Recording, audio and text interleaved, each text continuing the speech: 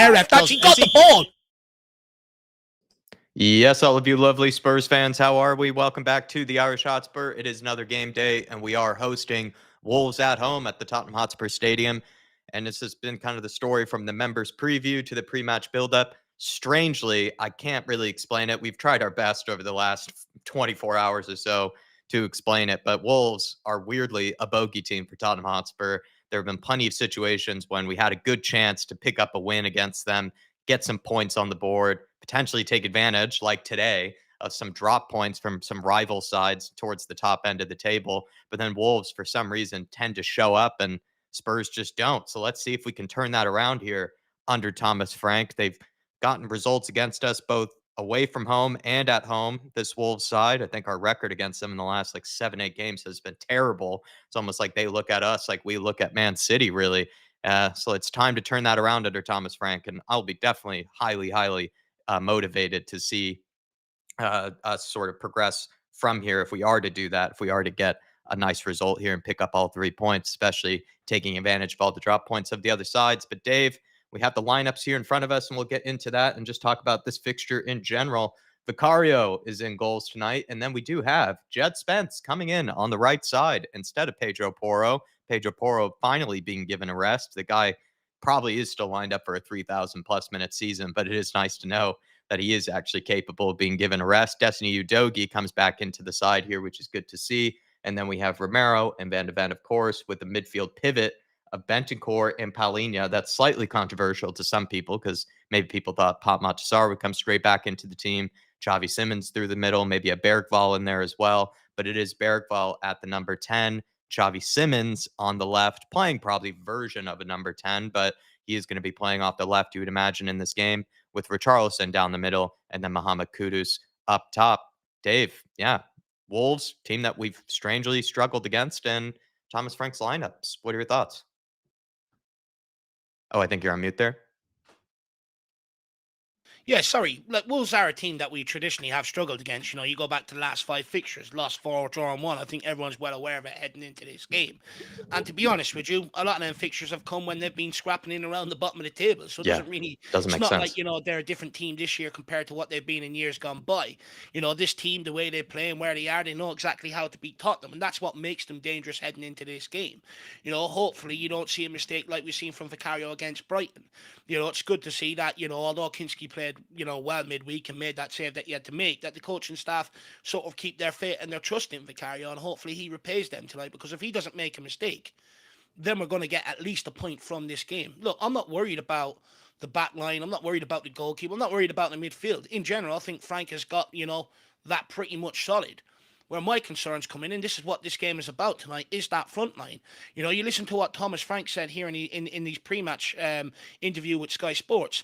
He insists that he has instructed his Tottenham side to fly out the blocks against Wolves. We want to play with real intensity and really drive the crowd on with us here at our home stadium. And this is something that he spoke about after the Doncaster game, where he wants us to be a lot more dominant in our home stadium. He wants us to go and dominate teams, kill teams off. And this is something that he spoke about since the Europa League, since the Super Cup final, about killing teams off and wanting to be a bit more dominant. And I think when you look at that lineup today, I think there's ever opportunity to go and do that. I think playing a Udogie on the left-hand side, with a left-footed fullback on the overlap or making underlap runs into the box, I think would bring a lot more fluidity to Tottenham going forward down this left-hand side.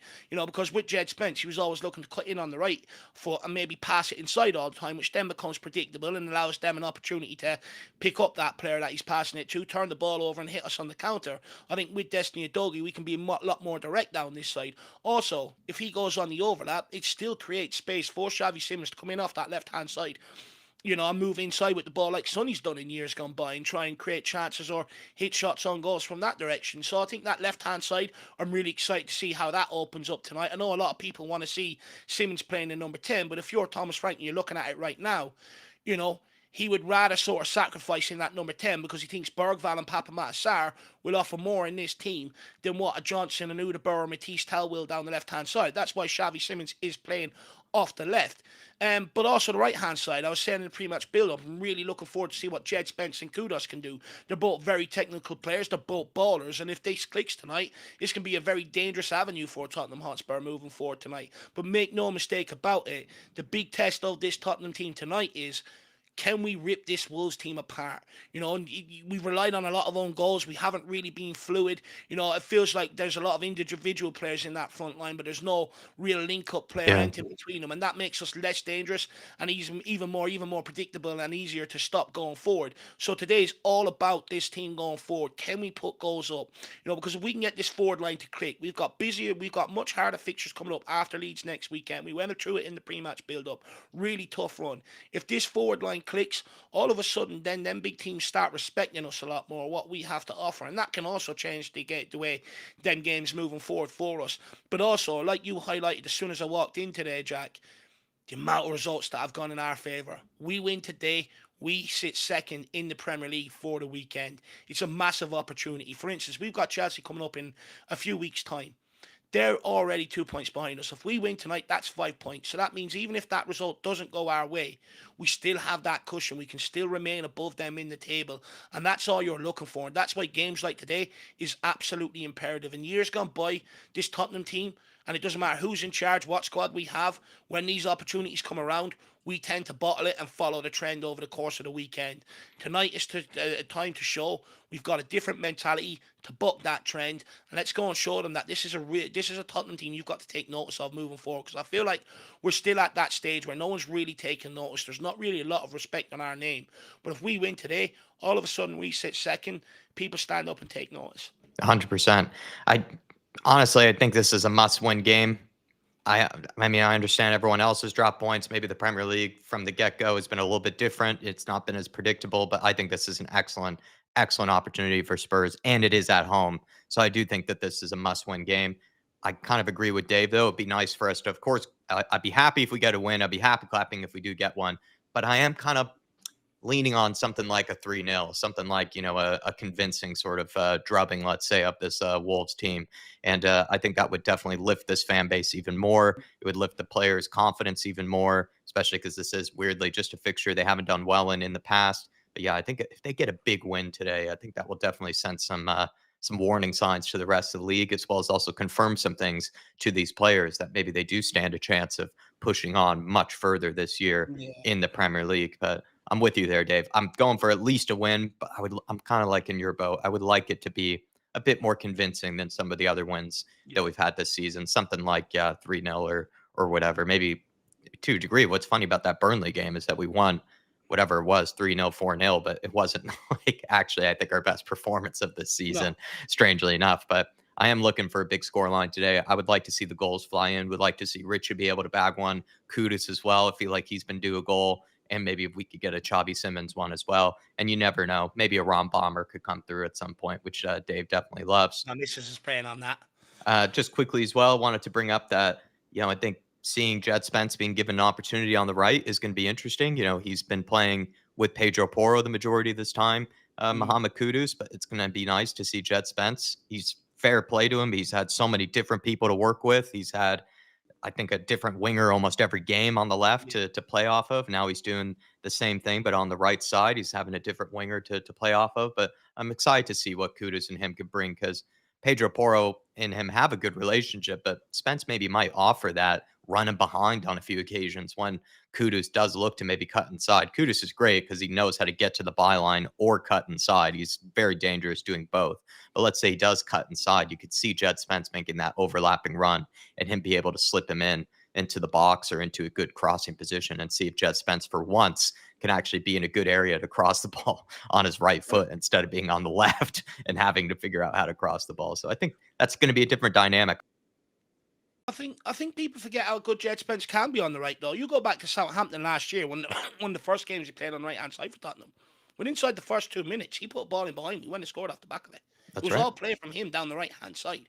This guy can play, and I would expect to see a much more elevated performance from him in terms of going forward. Now he's on his favourite foot. This guy can play.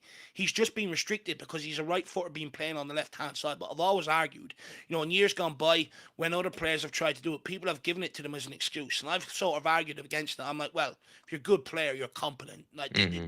you know what I mean? And Jed Spence has shown that he's more than competent over there. But I think tonight is a massive opportunity for that kid to lay down a marker towards Pedro Porro and say, look, you think this is a foregone conclusion? Look what I can offer down this right hand side.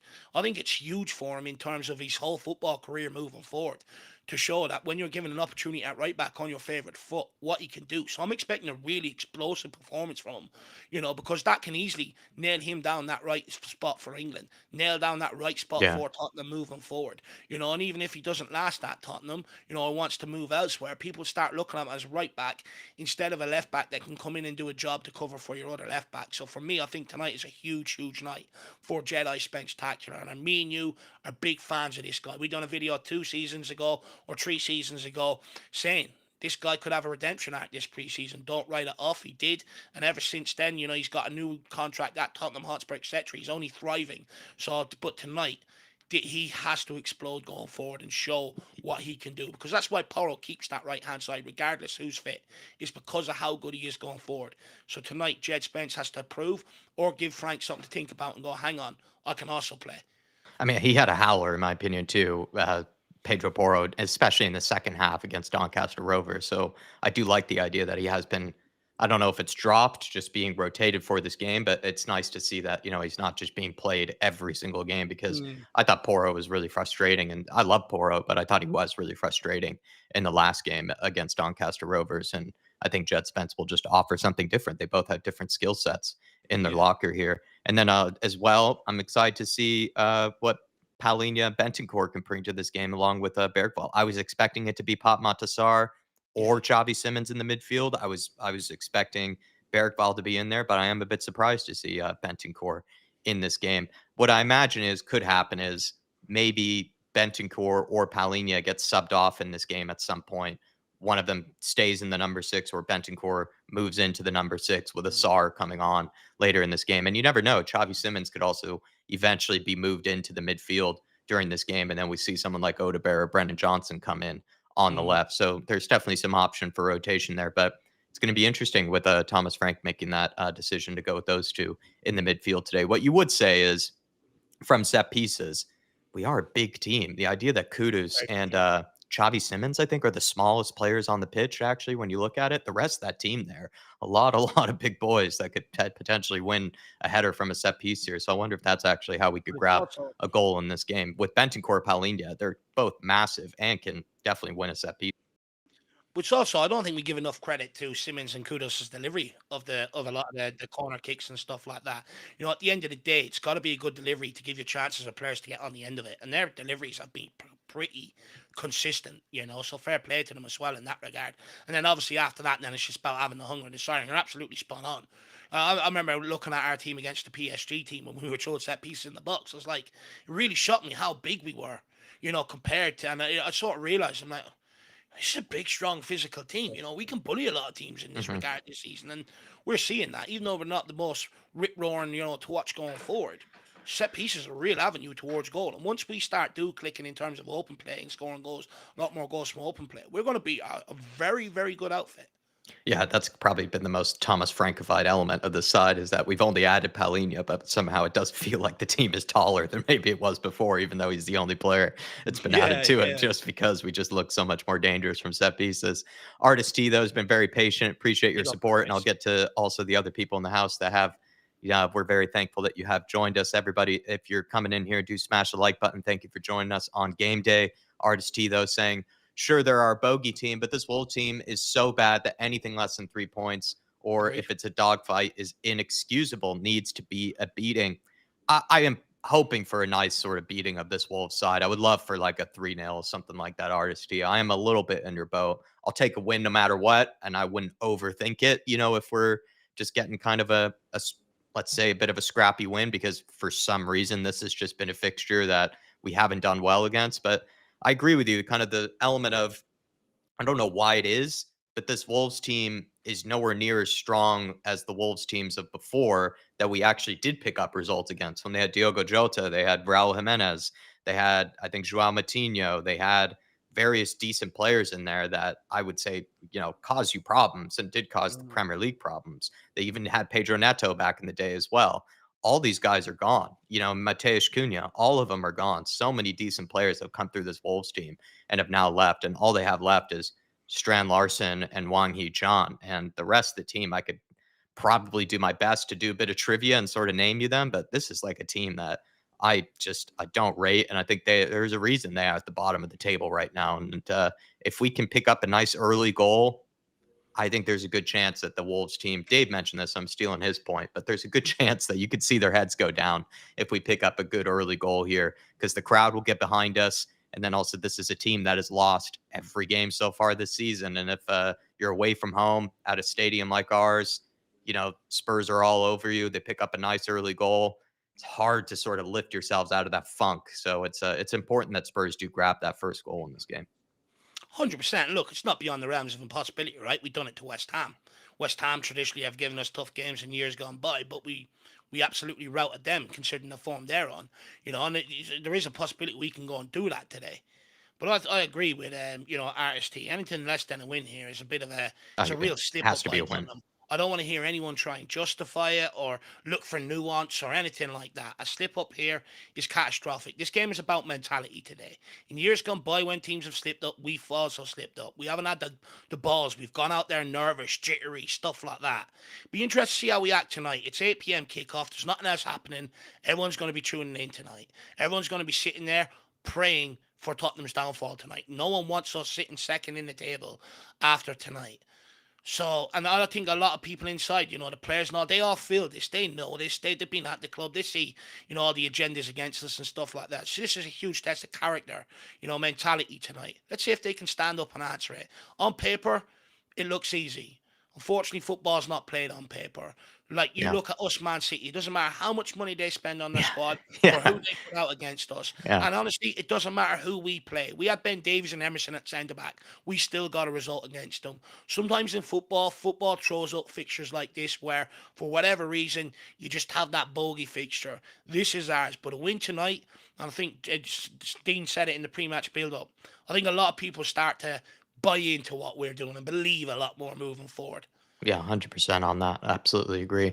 Captain Pants, good to see you in the house. George Kaderis, and thank you for the support, by the way, Artist T. And if you guys do want to support the channel, feel free to do what Artist T has. We'll get to your Big up, comments Ars. straight away. And Appreciate the if you support, do brother. also want to become a member, welcome to do that as well. We did do a members preview for this game, which had a lot of our sort of initial thoughts on it that also came through in the pre-match buildup as well, in case you guys want the early sneak peeks on whatever Dave and I are thinking ahead of these games. Skunk Works as well. Good to see you. Tyler saying I'm loving Slim Frank instead. That's what I've been starting to say. Scooter React saying morning, Jave and Jack. Absolutely loving these 8 a.m. morning, Sunday morning kickoffs. A lot of upsets this round. Hopefully we are not included. Come on, you Spurs. Big up to you, Scooter Reacts. Hopefully you're enjoying yourself and enjoying your weekend. Shemi Tan, evening, Jack and Dave. Come on, you Spurs. We need 3 points because now Palace are second and Sunderland are third. Need to keep up with those Yeah, powerhouses of teams. Yeah, Premier League has been a little bit crazy. And Dave and I were just talking about this in the back end. It's more surprising to see how well the promoted teams are doing, and then the teams from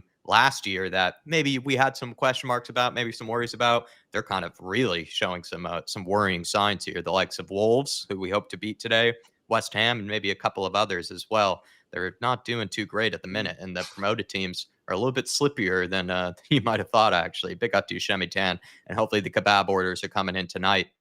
Gabrielle won 5-0. Come on, you Spurs. Kudus and Xavi are due. That's what I'm looking for. I'm looking for a nice Kudus goal today. Xavi Simmons as well would be nice. Xavi, I think, has been very creative, but someone brought this up, I think, in some sort of chat of some kind, but they did bring up that Xavi Simmons maybe has missed a chance or two to be able to get a goal here. Some of them have been difficult opportunities, but with how highly plenty of people rate the guy and, with the reputation he's come in with and what I've seen him do at Leipzig, he has maybe squandered a chance or two despite being very creative. And the same could be said of Kudus, a guy who I think has been exceptionally creative, but maybe has had a couple of chances, to be able to put on a much better shot on goal to potentially grab his first goal in the Premier League. So looking forward to one of those guys showing up today with a nice little goal because we know of their quality, that's for sure. Swim Master, I like the fact that both Spence and Udogi are both playing. The talk has been which one will play on the left. Poro always seems to play. It needs rotating. Nice to Spence on his favored right. Exactly what we were saying as well. Swim Master. Dark Sun G, always good to see you, sir. Today is the day we finally beat Wolves again. Frank so far has broke one curse in the West Ham away game. Yeah, fair point, actually. Now is his chance to break another curse. 100% right, Dark Sun G. Any else? Jack, Yeah. quickly, I'm just going to change my top. It doesn't feel right sitting here in a non-Tottenham top. My missus digged one out there for me, so I'm just going to try it on. Be 1 second. Yeah. Poor form there from Dave. We need the luck of Spurs, not the luck of Ireland for this game. We know Ireland don't have any luck at the minute. Dark Sun G saying Paulinho can defend and score, which is what we really needed, and is why Basuma is not going to be used. I think at the minute, Basuma, I'm not even sure how real the injury is, to be honest, but we'll find out, I guess. Maybe I'm just putting on my tinfoil conspiracy hat, but from the get go, it seemed like Thomas Frank wasn't really having Basuma. And then around the transfer window and everything, there wasn't really many mentions of him. He doesn't even seem to bring him up when it comes to injuries or anything like that. I think Basuma's a long way from this team. Lisa saying, I don't get Frank putting Bergvall on the 10. It's obvious he's not too comfortable there, and he's much more productive in the 8 role where he moves the ball and makes things happen. See where you're coming from, but I think we've seen him and Sar sort of play as maybe 2 number 8s, or Bergvall a bit more like a number 10, and then Sar kind of more as the number 8. But I have liked seeing Bergvall and Sar together with Paulinho in the base of midfield. It's just the only difference now is Bentancur is in there. So we've seen Bergvall put in good performances in the midfield a bit higher up. It's just that I think it's happened more often when Sar has been alongside him instead of Bentancur. So it's up to Bentancur, I think, to try to find that connection with him in this game. And I think the only reason he's in this midfield is because Thomas Frank has taken a real liking to him. I thought he played pretty poorly against Brighton, to be honest. Lucas Bergvall, he didn't have a good game, in my opinion, but Thomas Frank has taken a liking to him. And I see where you're coming from, Lisa. Maybe there have been at times he's not necessarily been the best number 10 Bergvall, but like I say, he's had some good games there along Pop Matasar. And hard to tell, like either sort of an advanced 8 or as number 10. I'm not really sure which one, but he has played there before. It's not like it's completely new. And then Jason Bell saying, big up everyone. I'm hoping Dr. Tottenham has been shown the door along with Daniel Levy. Yeah, absolutely right. What do you Jason make Bell. of that, Jack? The fact that he wasn't allowed in to collect his stuff and that they sent it to him by that? I think there's probably more, than maybe meets the eye or something like that, with that situation. Because I kind of thought maybe it was originally situation where Daniel Levy had an idea that this was happening, because he did that interview with Gary Neville where they Yeah, were kind of glazing him up, and like talking about, his stadium, and then he said things like, oh, when I'm gone, people will recognize and appreciate what I've done here. It was a lot of yeah. kind of sort of statements, kind of like, with the benefit of hindsight, I sort of thought, oh, maybe he was hinting at like him leaving. But with all these news of, potentially that he did not expect it, he didn't have any plans of leaving Spurs, the idea that, right, they didn't even let him collect his stuff. There was no parade for Daniel Levy or anything like that, or any sort of, wasn't even like a farewell video or goodbye video No, or not anything even a like that. thank you. Yeah, it's like, it's kind of all, that's probably, a bit of the surprise. I think they allowed him to make a statement, of some sort, but it wasn't really like,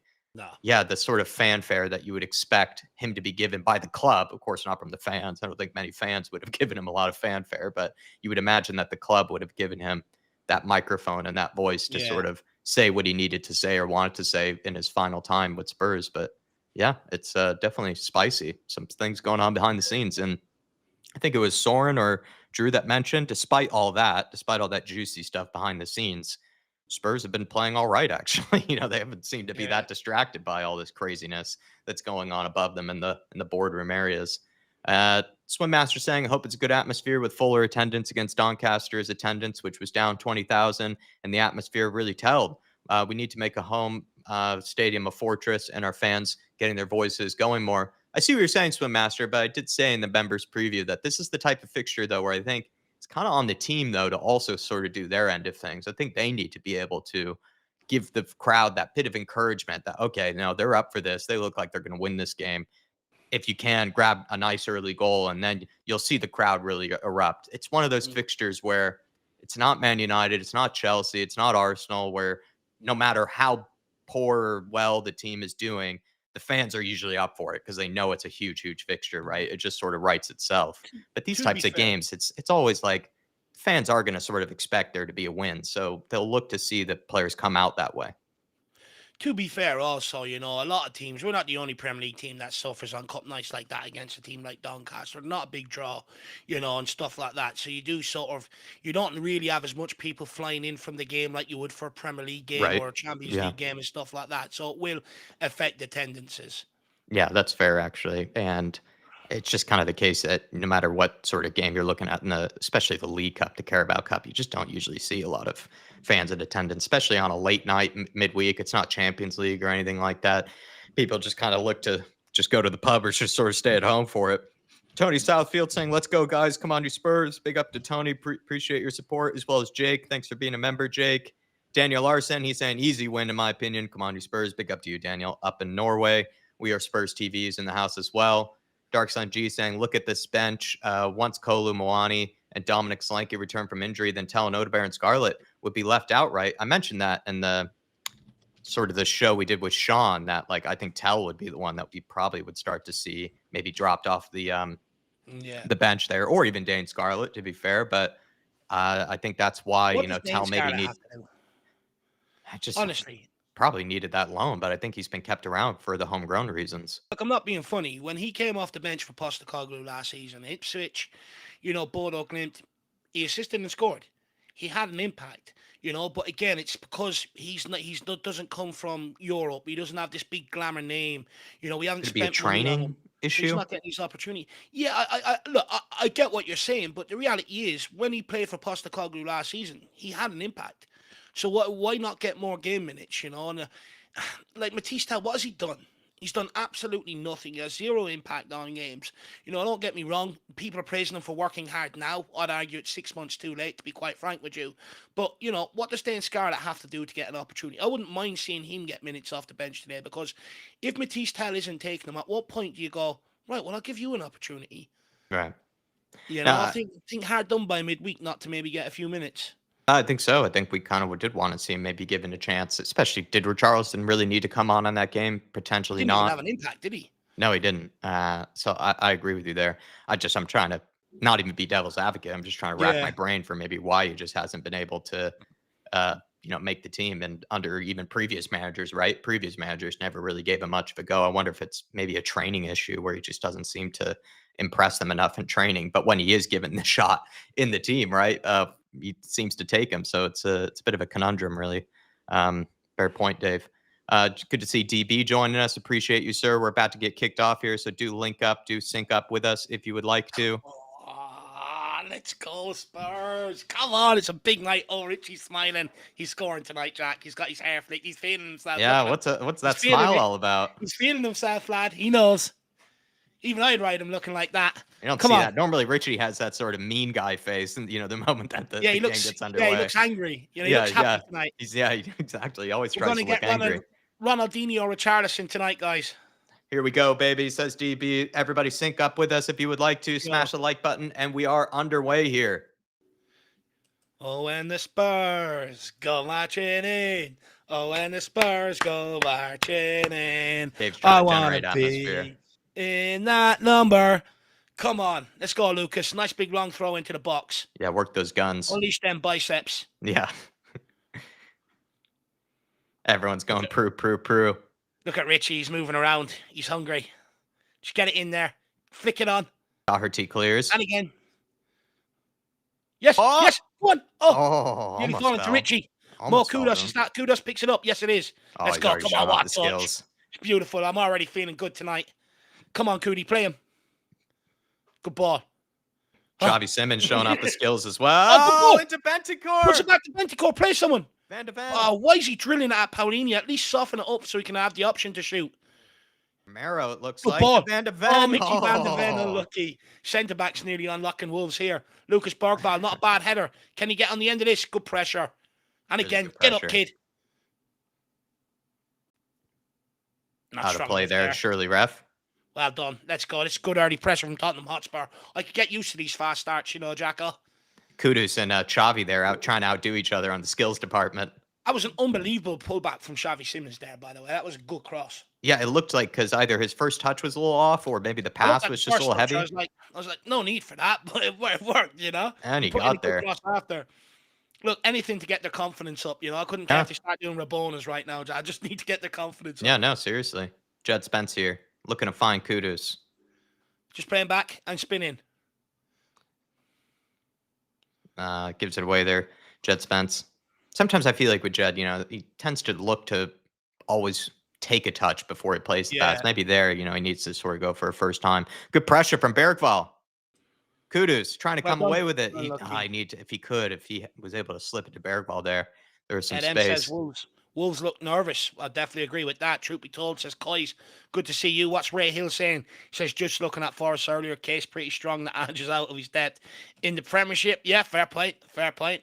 Look, at the end of the day, the guy delivered me Europa League. So if we've got the best out of him out of the, in English football, I'll take it, my man. We're watching this game as well, to be fair.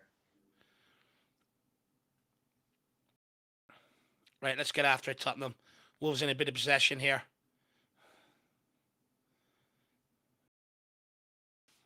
Two centre-backs knocking it between them. Spurs just sort of sitting in a mid-block here. Not a low block, a mid-block. That's the new technical term for it, innit? See if Bergvall can break out here and get the pressure on that centre-back now. He drops into the runner with midfield. It's probably the difference between Ange Postecoglou ball and this Wolves side, isn't it? Mm-hmm. Or a Frank ball with Bergvall dropping back there rather than looking to go and press the centre-back. And Bergvall almost pressing with Richarlison by the looks of things. Yeah. Kudos. Well done. Trying to chase Wang Hee-chan, and he gets stuck in as well. Kudos. That's fair absolutely play. Brilliant from Out for a corner. Unlucky there, actually, to concede a corner. That's actually another thing. Maybe Kudus just doesn't probably get enough praise for that, or maybe he does because there's so much to praise about the guy. But that's the thing. Like, probably the real reason I think he's taken Brendan Johnson's spot is not only is he just better on the ball, but he works harder. He's just much round a better player. He understands but he works hard to play at this level. Look, he just simply understands what you need to do at this level. You work hard, and in possession, you go and look to affect games. Cleared way there. That was whoever cleared that was sketchy, but then the second clearance was spot on. Oh, go on, Simmons. Go on, Simmons. Oh, Simmons working hard there. Good Get out there, Rich. Yeah. Let's go, Rich. Take his ankles off. Yeah, work those pistons. Oh, that keeper looks ropey. Get after him. There we are. It's a good flick on. Yeah. Into Strand Larson. Mickey Van de Ven showing him the weight room. Well done. Surely that went out of play. Mickey Van de Ven. Mickey Van de Ven. Absolute class. Nah. That is unbelievable. Jedi Spence-tacular. Slowing it down. Come on, speed it up, kid. Mickey telling him it's going to be a long night for you. Joao Palhinha looking for a run for Simmons. Yes. He's waited too long. Too long, yeah. Simmons. He think he waited for Richarlison. He's got to play Simmons. I don't think he's seen it. It was a great run from Simmons. It was a great run. If he could play Richarlison there too, that would have also been on. It's always them things that we see that Tottenham players just aren't doing. You know what I mean? Yeah. Now, if we concede off the back of this, then it's our own fault. We had a good breakaway. Yeah, they went really direct here, Wolves. And it's a cross in. Dangerous. Whoa, well done. Well done. Well done, to clear away. Good clearance from Bentancur. Come on, guys, get your foot on the fucking ball here. Have to be aware that, they're going for that very direct ball. Wolves starting to get the upper hand here now. Alan Glauber says outrageous by Van de Ven 2 times. Absolutely spot on. Truth be told, catch you after this game, lads. Can't deal with Z trolls, lol. Come on, you Spurs. Who's trolling us? Let's know. And C4, good evening. Good to see you. Oh, wow. For once, my broadcaster stream is 15 seconds ahead of yours. And big up Simon Coley. Yeah, that might be my fault. No, it doesn't matter. We're all friends here. 15 seconds. Look, inches maybe matter, but not seconds. Top of the box here. Close it down. Well done. Well done by Udogie. What you don't want is allow them to clip balls in from anywhere. You got that big strand last one in there. Yeah, they're keeping it in the air here, Wolves. Oh, well done, Kudus again. Well done. Get there, Bergvall. React. Well done. Back to Spence. Back to Bergvall. He's looking to marauding forward. Looking to carry you. Where's he running to, though? Yeah, that's kind of an example of him just being out of control, but it's chaos, I guess. Kudus. Oh, my God. Even my missus doesn't make me moan like that. That's unbelievable from Mo. Xavi Oh, come on, Beautiful, Adogi. Udogi. Go on. Sir! Oh, ref. Yeah, Doesn't yeah, it's a matter. shoulder to shoulder. That's fair. Pick it up. Bentancur, well done. Kudos, man. Just his ability to retain possession. He can have like 6, 7 guys around him, and somehow he just still comes out with it. And that was something we said when he was in a West Ham kit. That was the one thing we were so annoyed Yeah. by him, and it's just amazing how he's brought that on to Spurs. He's like the Musa Dembele of wingers. He's just annoying, if you were the opposition. K32 says, giving them a bit too much possession. Absolutely. Look, I don't mind it if we're going to be devastating on the breakaway. Like when Paulinho had that ball over the top, Simmons made a great run, acres of space, didn't play it. Fair enough. If you want to sort of draw them out, give them encouragement so that they leave space in behind rather than sort of them sitting back. I get what you're saying. But you know what? I think they've been really direct and they've found success so far from that Wolves. Like it seems like they're just, sorry. No, Sorry. what I will say is, though, I do feel a lot more confident out of possession this season, than maybe on the previous managers, that we can deal with it, if you know what I mean, Jack. It's not going to come back to bite us. I just think so far from what I can tell, the strategy with Wolves is they're not looking to get their foot on the ball. They're actually looking just to go immediately behind, look to sort of go for these big long balls out to the wingers, up to Strand Larson. And I think they're finding some success with it. Doncaster Rovers more or less did a similar thing. They were looking the moment they got it back, they played very quickly, and it was hurting us at times. So we'll see here. Oh, there, S for serious says that footwork from Kudus. Jake says Kudus must have magnets in his boots and one on the ball. Clearance. Absolutely spot on, lad. Xavi Simmons with the clearance there. Good pressing. Richarlison coming out. Yep. Again, they're going long. Keeper. Well done, Romero. Hard to shout. Van de Ven. Yeah, get into Romero's feet. There we go. Jed Spence. Right, let's go forward. Into Lucas. Just get back, Lucas. You're supposed to be He always wants to go forward every time. Yeah. He's supposed to be playing number 10 as well. What's he doing back there? Leave that to Paulinho. Bentancur is, playing a bit further forward. Romero. Good ball into Simmons. He's had some poor first touches, Simmons. Oh, come on, Xavi. It's an unbelievable ball out. It's a great diag from Romero. Yeah, and then he had Bentancur in behind if he brought that Chris down. Simpson, good to see you. He says, Coy's good to see you, buddy. Frank, he's gone for the black shirt today. Yeah, he's done this bomber jacket, if that's the right word for it, a few times now. Jack the fashionista, eh? Usually I lack the technical terms. Sometimes I'm more guessing what it is. Me personally, I love a tracksuit. I'm more than the Sean Dyche mold. You go black suit or go tracksuit. That's the difference between me and you. You go with all the technical terms. Like, it's grand. It's like broad. It's just jackets. I like the Sean Dyche look. Shaved head, big suit, or tracksuit. Nothing in between. We are showing these a bit too much respect right now, though, Jack. We are. Yeah, they're on the ball. Well done. Oh, well done, Romero. Good clearance. We can move quickly here, though. Paulinho, get rid of it, man. Oh, he had a run by Simmons. Defending from Romero. That is so brave. He wants to get kicked in the face. That's how much he loves defending. He doesn't feel good unless he gets kicked in the face. Come on, Romulus. Switch that. Right out to Destiny. There we go. That's beautiful. Good ball. There you go. Romulus. Good first touch. Into Bentancur. Let's create a move here now. Yeah. Romero. Just give back to Romulus. He's going to this is the guy to do it. Look at that left wing. There you go. There we go. And what a ball. He's just stroking it around here, Romero. Udogi looking to take on his fullback. We are so shit going forward. We are useless. Oh, well done. Go on, Simmons. Oh, for fuck's sake. Pressure on here, though, lads. Come on. Do not allow these to play out. I swear, if we drop off here. Well done, Van de Ven. Again, that's Paulinho get rid. Bentancur, good first time back to Paulinho. Again, Van de Ven putting his head in where the boot was. It's fucking brilliant defending. They love it.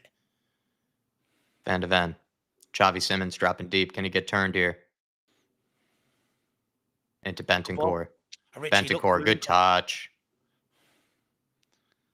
Bentancur and Bergwall almost kind of like Sarin. Bergwall, I think they're kind of just playing almost two number 8s. Bergwall, lovely. Xavi, lovely. Move it on. Got space here now, Udogi. You got to run for Bentancur. Out for a corner. Corner kick. Had men in the box there. They're never going to get it. Honestly, how we haven't roasted this fucker yet, it's embarrassing. He's useless, Matt Doherty. He's useless. Handball by Doherty there, by Donut Doherty. Yeah. Right hand was sticking out there. Well, he looks. Yeah, he They're looks a showing a bit replay. suspect. Oh, it's got to. Oh no, it hits the other arm. That's Maybe hit the chest. behind his back. Hits the other arm. That's in behind his back first. Come on, Simmons. We just need one good delivery. Score Xavi. Paulinho looks like he wants one.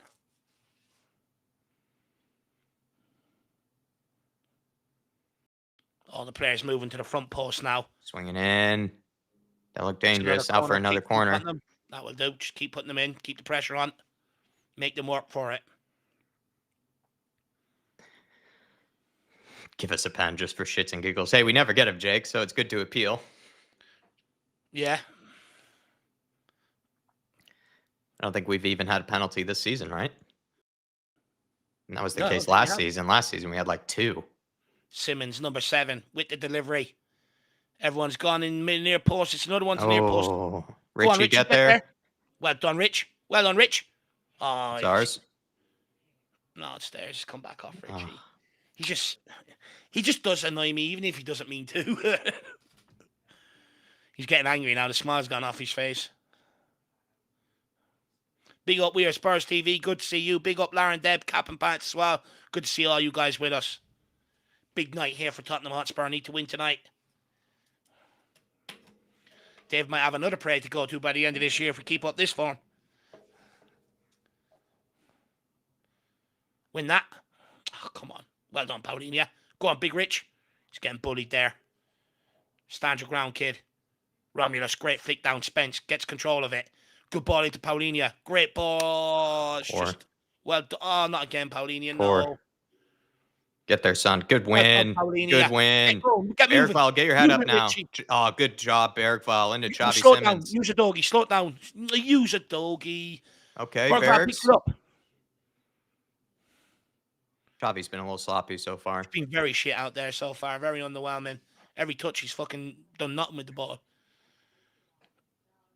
Well, he had that good layoff into Bentancur. I just feel like his first touch or his touches have been a little dodgy.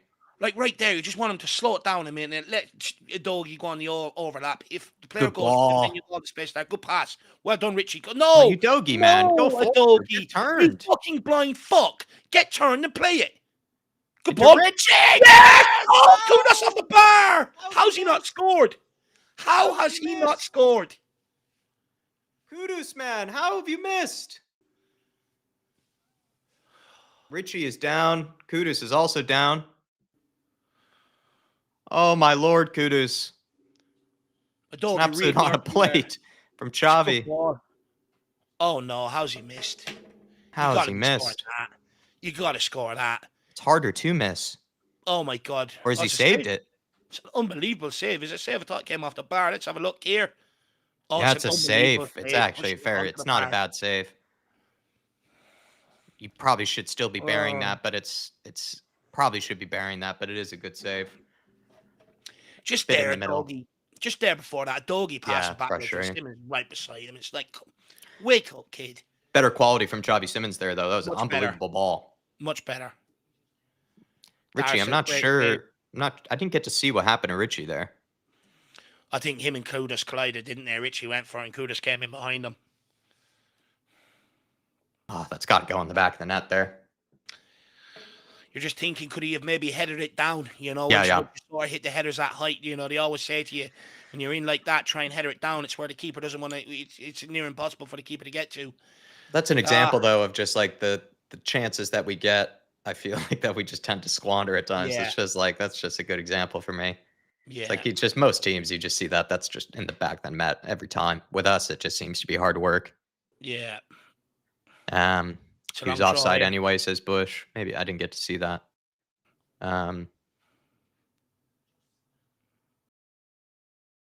Simmons. Too much. 4 there. He didn't miss. The goalkeeper saved it. There's a difference. I think we're saying is that if you try to sort of head that down or just not right at the goal, if you head it right at the goalkeeper, he is going to potentially make the save.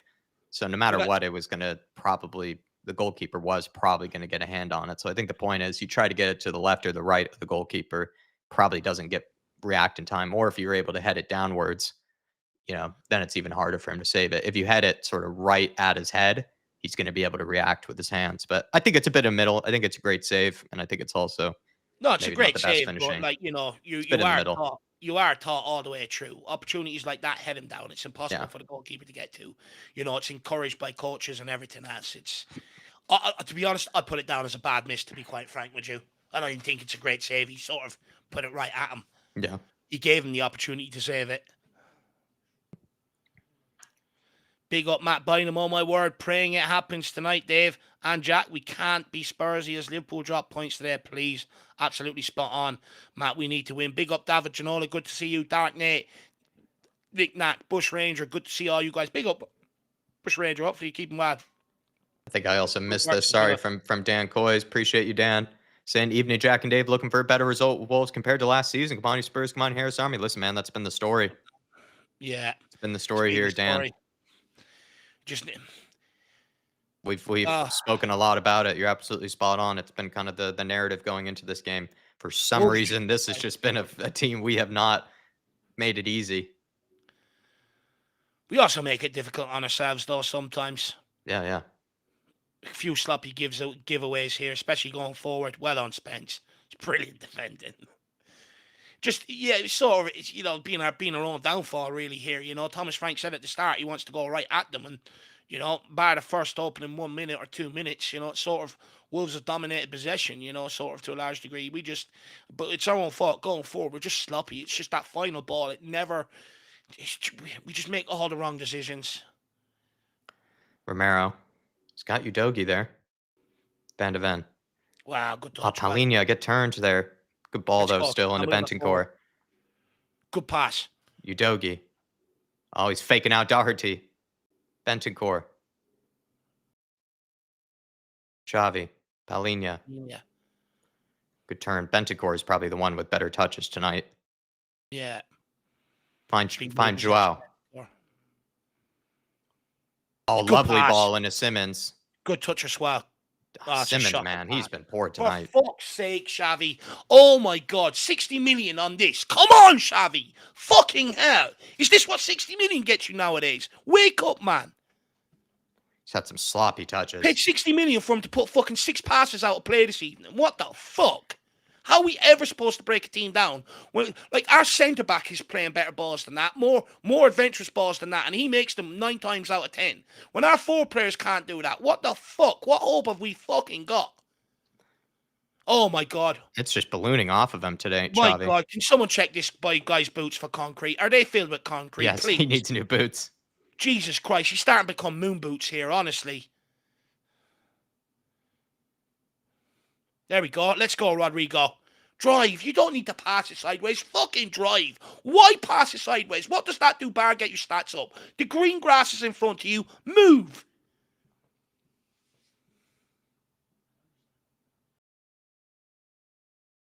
Van de Ven. Simmons into Udogi. He's been very high up the pitch this game, Udogi. Richarlison comes short. Oh my fucking God, this guy's a train wreck. He turns football from a beautiful game into a fucking car crash.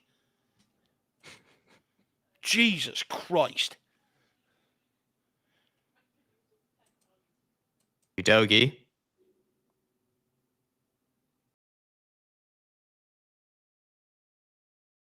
Joao. Slightly heavy touch there. Heavy touch. Udogi. Here. Oh, another heavy touch. Oh my God. Oh. They're screaming for a handball. I don't know there, but I think that went off his face, right? You know what? I don't even want that look today. I want to just see us try and rip teams open for once. Like, look at this. It's all heavy touches, sloppiness. There's no cohesion to it. It's all absolute car crash fucking football. Crash, bang, and wallop. That's what this is right now. Can we just get the beauty? Oh, he stands up off his hands there. It's 2 handball decisions. Tyler, I do need to breathe. It's fucking me off. Sorry. I need to breathe. Come on, Simmons, put in a good ball here.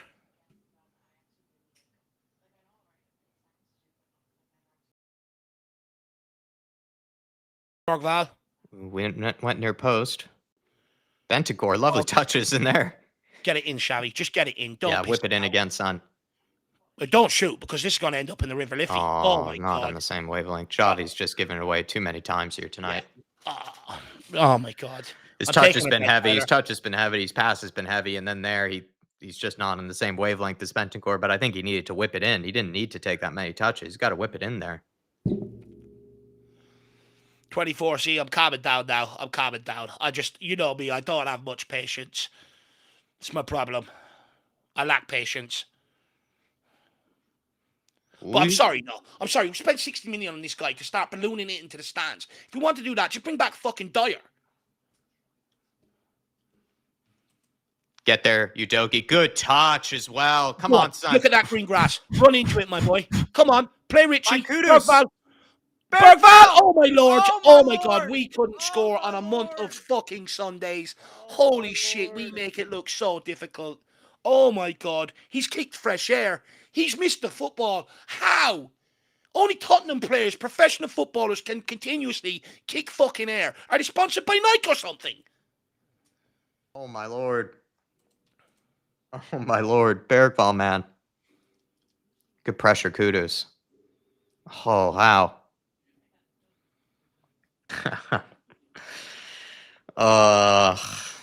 Why do we do this to ourselves every week, Jack? And we got to do this again Tuesday. The Bergvall and the Kudus chance so far. And then you would say maybe some handball decisions that would have been lucky, but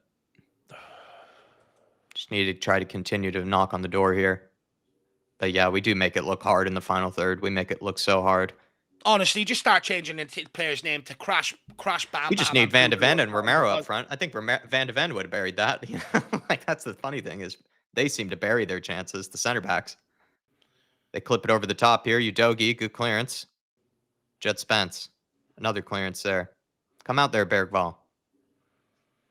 Jed, good block. Out for a corner. Just start changing the four players' name to fucking Bruiser, Crusher, and stuff like that, and just start calling it Crash Bang Wallop football, because this is turgid. This is absolutely disgusting. Jason Bell is better than this. Jason Bell is giving shooting lessons now, literally. Oh, honestly. Yeah, David, you know we are sponsored by Nike, actually. Yeah, what a dumb question by me. Nike Air. Good clearance.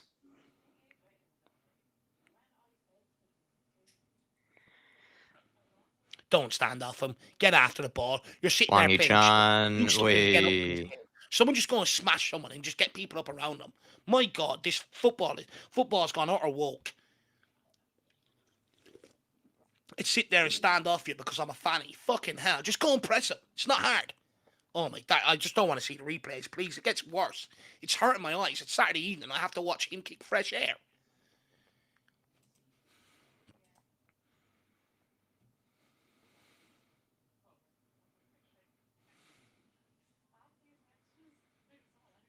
Air football, sponsored by Nike.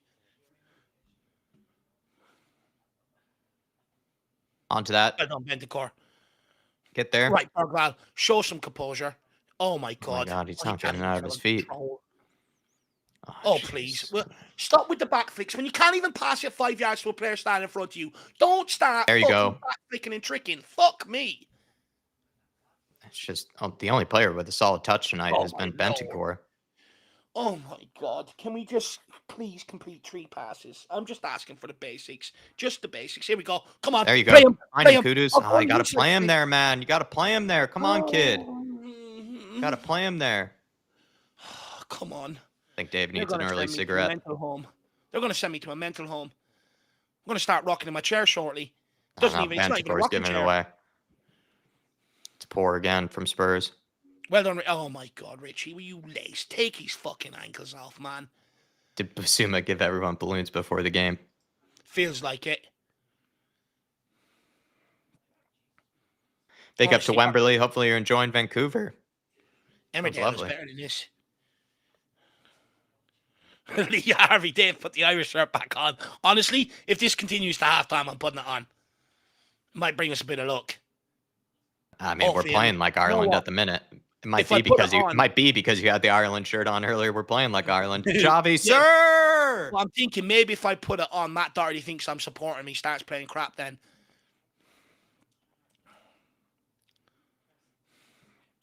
Nick Knack says both teams are being sloppy with the pass, and they are. But Wolves are bottom of the team with no points. You know, we're the team that if we win tonight, we go second. We shouldn't look as bad as them. We just shouldn't. This Wolves team aren't any good. Like, we just need to actually show some quality. This Wolves team aren't any good. Kudos. Well done. Now. Well Oh, done. lovely from... Well done. Oh, by Luke Kudos. Yes! Come on! What a fucking goal! Give him that stool. No! No, fuck you, No Lino. way. Fuck you. Oh, no. No, come on, VAR. Please. VAR, get involved here. Please. Oh, he's way offside from the long ball.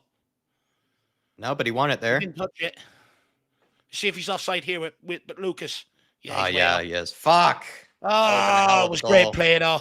It was great play. It's much better. Would have been a hell of a goal. The football and gods hate me. Ah, that would have been a hell of a goal. His first goal for Tottenham, it would have been a beautiful one. That one would go straight into the highlight reel for as long as he's here. Oh, win that, Jedi. Well done. Let's go, Kudos. Oh. Good touch. Good bring down. Palhinha, men on. Thank you. Right, switch it. Get on the ball. Switch this.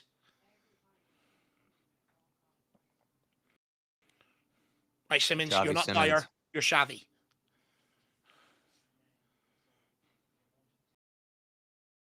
Palhinha, God, what are you Palhinha. doing, Oh, dog? Lord.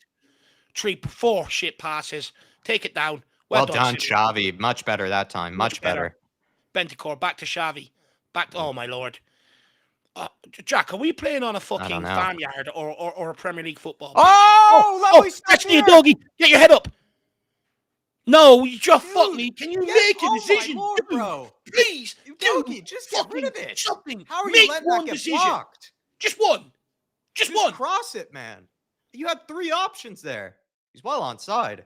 Just cross it there. Oh, get your head up. Kudos was already in. If you could just get your head up, whip that in before. Get a proper touch on the ball. It's a simple ball across. Every time Udogie gets into a crossing situation, it seems to always just go out for a corner. Fucking hell, man. Jesus Christ.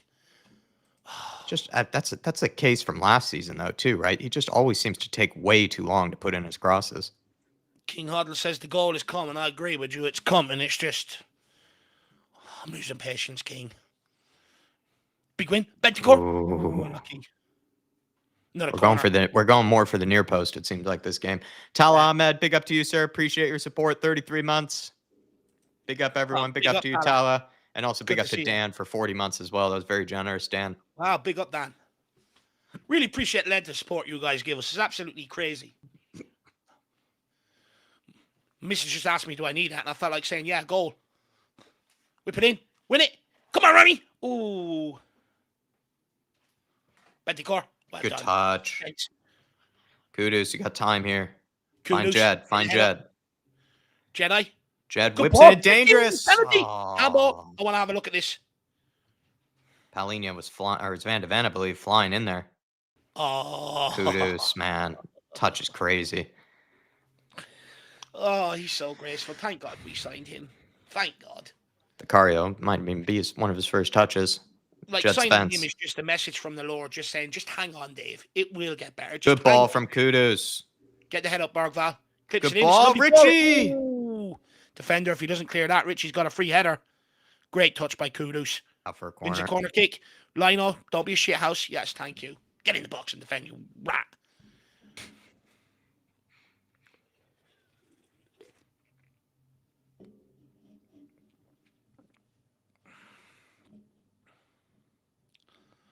How come Doherty never made tackles like that for us, says Alan? Fair play. That's hilarious, Alan. Let's go back post. Let's do something different here. Crash bang wall up football. Come on. It is far post. What a great delivery there. Right in on top of the far post. Just hang it out a bit. That's it, Richie. Stay in front of him. No easy balls out, please. Please, get the pressure on here. Onto it. Oh. And again, Rodrigo. Palhinha vacated the space.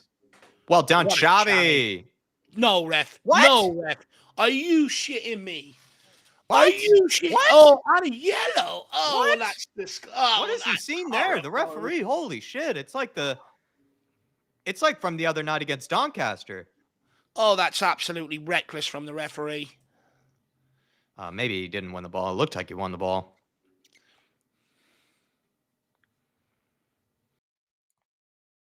Well, Xavi's got to be careful here because he last time got away with not getting a second yellow. Jake says, Dave's thank God we signed him. Thank God is frying me. What does frying me mean? Is this new age lingo? Let me know, Jake. What does it mean? I think he's laughing is what I think it means. Oh, okay.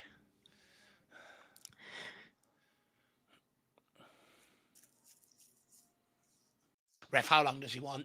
What's he observing here? What are we waiting for? X Factor? Come on. Not dealt with. Oh, no. Let's clear this away. Hit him off the face. Right, let's press it, Richie. Let's not sit off these now. They're shit. Can we just go for them now? Well done, Bergs. There we go. Well done, Bergs. Oh, how is he so wide free open there? That's Where's Paulinho?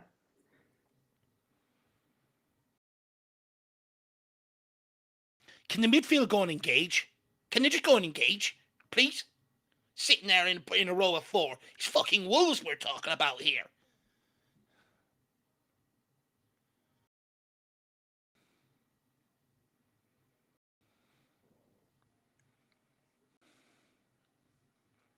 People are saying that was a sketchy challenge from Xavi. Well done, Paulinho. Get your head up.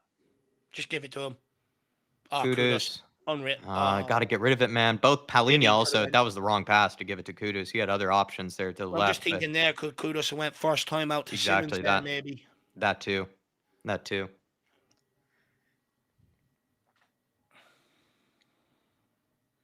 it, Lucas. Get after him. The ball's bobbling around like we're playing on concrete. Come on.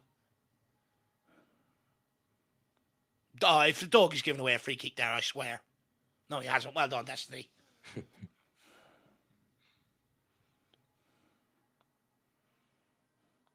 Cameraman fucking Xavi Simmons' agent or something. There's a football game going on here. I think some people seem to be sketched out by the challenge. They seem to think it was pretty naughty. Oh, no, there was a little catch on the back of the heel, but we won't worry, on the calf. We won't worry about that. It's a yellow all day. Romulus, we need a 60-yarder. Bentancur, lovely turn. Xavi. Jeez, the touches. First touch doesn't inspire me with confidence there. It's just the touch has been off so many times for Xavi. It's weird. Romulus. Good ball from Rami. Just Paulinho, get turned there, man. Again, I'd say the only midfielder I'm impressed with so far has been Bentancur. I feel like Paulinho needs to be a bit more positive. It's poor from Jed. Oh my God. Everyone is off it. Everyone is off it. Oh my God.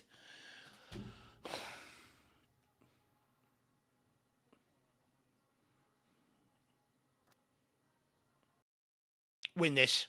Win it. Win it. Oh my Lord. Good job. There we go, Xavi. Good job. Oh, Destiny. Sir! That's more of a red card than Xavi's. Right, Doherty's on a yellow. If Udogie was a little heavy. If we don't run out of Doherty, we deserve to lose this game.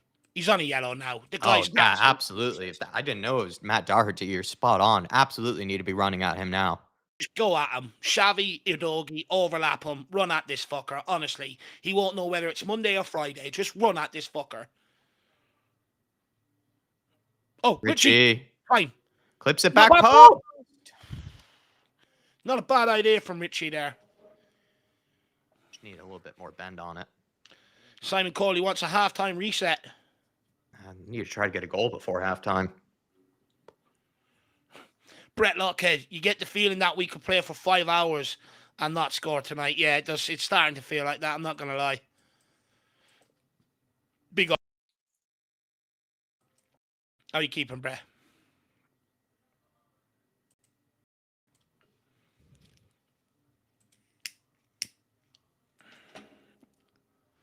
Right, take a touch, simple pass down the line, and he balloons it. Oh my God.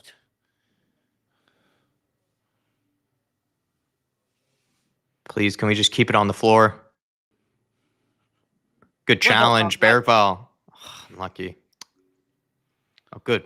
Goal. Well Oh, done, ref. thank God by the Good referee call. there. Great call by the ref.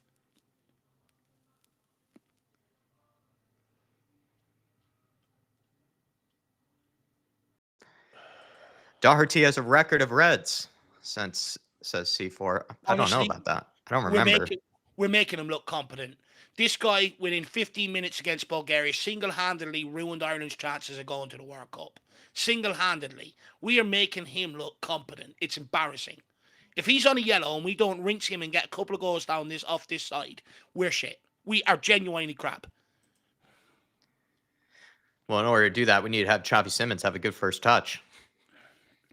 Well, that's half the problem. We're watching ping pong, fucking tennis, crash bang wallop football, go karts. You know, what's them karts that you do where you crash into each bumper cars? This is what it's like tonight. A game of bumper cars. It's disgusting. What's going on here?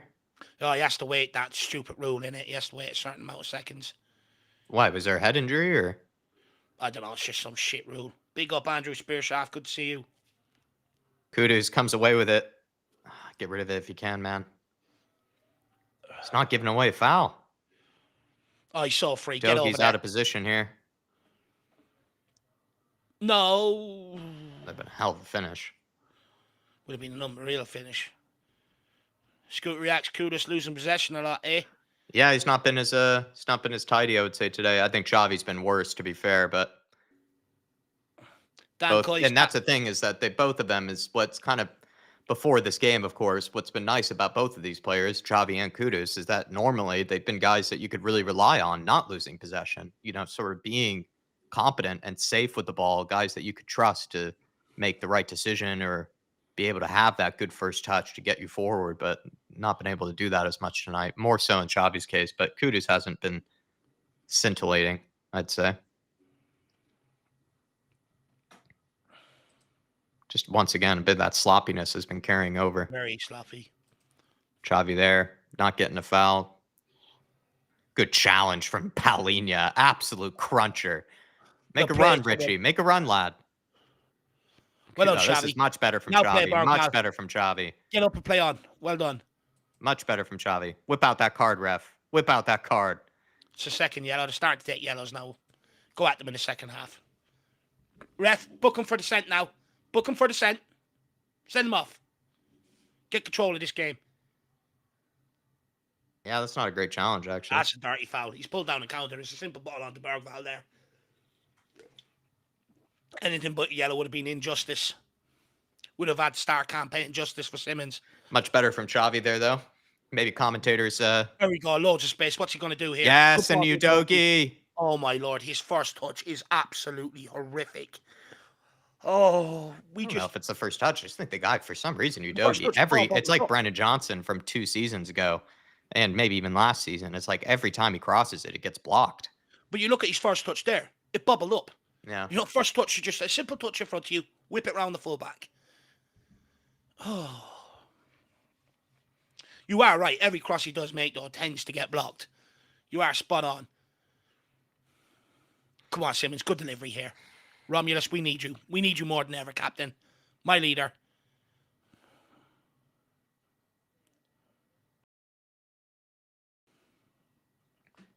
Referees hate Romero, don't they? Like, the guy's got his arm around him and they'll still find a way of giving a free out here.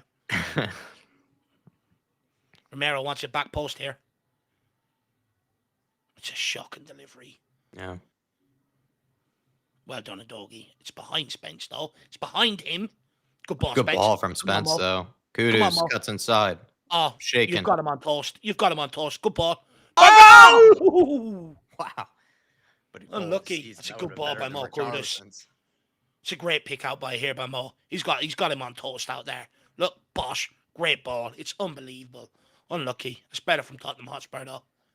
Would have been better than Richarlison's goal. That's a hell of a fucking effort.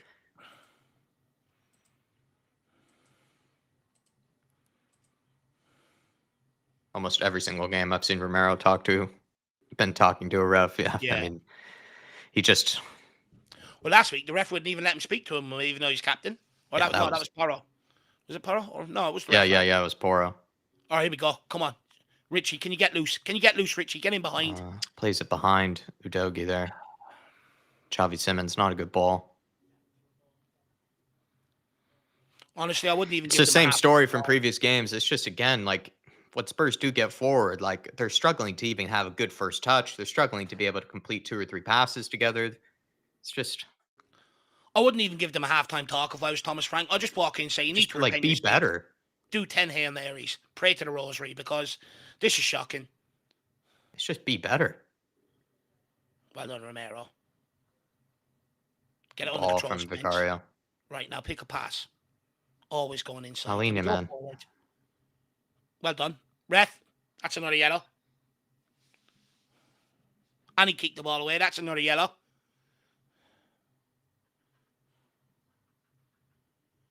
Right, moving out there. Come on, let's go. Destiny Udogie. Right, Udogie. One touch. Play Xavi. Look at him. He's begging for it. Of course, he just looks inside. Oh, my God. Please. Please. Alina, big switch. Good ball.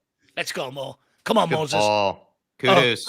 Go! Oh, what an effort. Great effort. Sir! Oh, penalty! Penalty! You got to give it, ref, you fucker.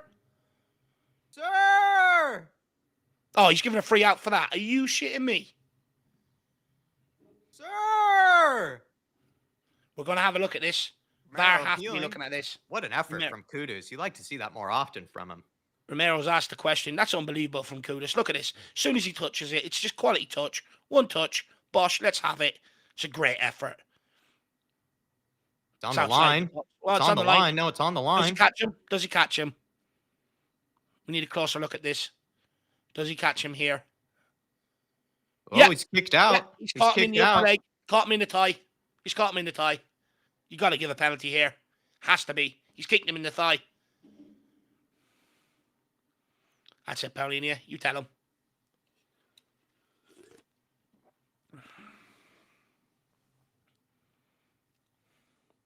Have they even looked at this?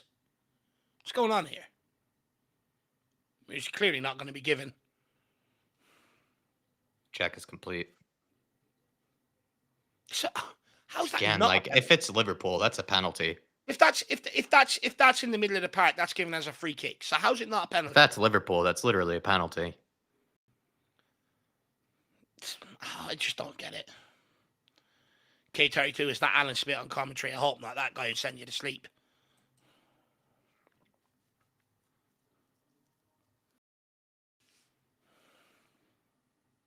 Surely there's a better camera angle. I also agree about that, Ed. Yeah. But you notice that, though, Jack, when they're not going to give something to Tottenham, we don't get all these camera angles that United's and Liverpool's and Arsenal's get. You know, you see it from 20 different angles. They'll even fucking pull a helicopter and do an eye in the sky for you to have a look at it from a downward point of view if you want. But when it comes to Tottenham, they struggle to find angles. Do you ever notice that? Yeah. And we only seem to get 1 or 2 replays, and then they just quickly gloss over it. Well, we get the angle where it at least looks like a penalty. You know, we don't get the 15 angles and the 15 watches like every other ball. Does. Good ball. Right, Kudus, good touch. Spence, go on the outside. Outside the boot. Yes! Oh, no! Oh, come on. Oh, there's just been... Oh. Why do we make football look so hard? Eric Ball. It's a great ball again by Mo Kudus. Outside of the ball. He's offside anyway. It doesn't even matter. Oh, no, it's Richie. Yeah, it was Richie, not Eric Ball. Sorry. How's he not got on the end of that? I mean, it stuck... Nah, he's got to get on. He's whiffed it. He's not there, or he's whiffed it.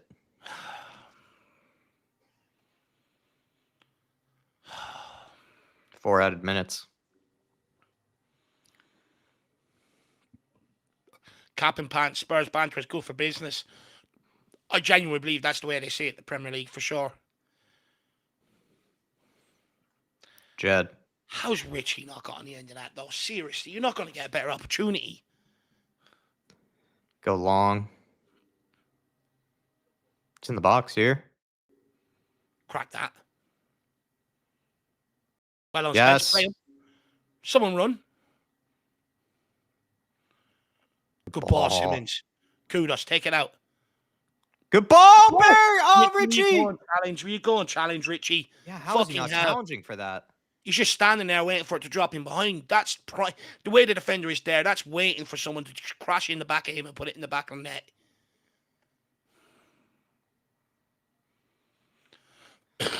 Throw in here. Come on, let's get a goal before halftime. It'd be a real killer blow.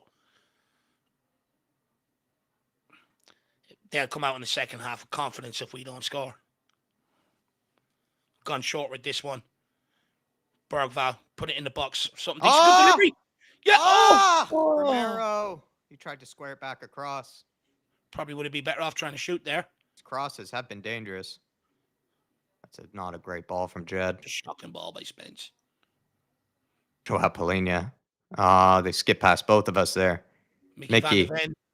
Well done, Bergval. Oh, no. How have they gotten onto the end of that? Udogie, great recovery from Destiny Udogie. Good reading of the game there by Udogie. Really well done there. Tyler, I feel sick. Well, it's more just going forward is where you feel sick. It's just hard to watch at times with Spurs. Like there's no quality. Yeah, it's a real lack of quality. It's just difficult to watch. I think Kudus is starting to warm up though, which is a good sign. He can't do it on his own. He can't keep doing it on his own. He needs help, you know. Yeah. Like we've had some great positions down that left-hand side. But the lack of quality that comes in from there is absolutely horrific. The amount of space they've had down there. My thought he isn't even fucking good. Yeah. And then now on a couple of occasions, you would say, especially that last one, Richarlison's got to be challenging for that. Oh, it's a free header. Come on. We're just not even executing the basics now. You can see trouble here. Good block. How's he getting a free header there? Yeah. What is going on? What is going on? Ed Tweet and blow it up. Absolutely agree with you there, man. Jake, get Odegaard on. This game might take another silly, shitty flick goal for us. It very well could. Very well could. Well, guys, if you want, start getting your talking points, your questions in for us for a halftime discussion. When you guys do get involved with us and stuff like that. Oh, no. Oh, Jesus. My Lord. Doherty nearly scoring against us. DB would have been right after me if he scored there. But guys, you know, it really helps, you know, get us through the halftime with your talking points and your discussions and stuff like that. So make sure you get it in. Don't be afraid to pipe up and steer the conversation on what you want us to talk about.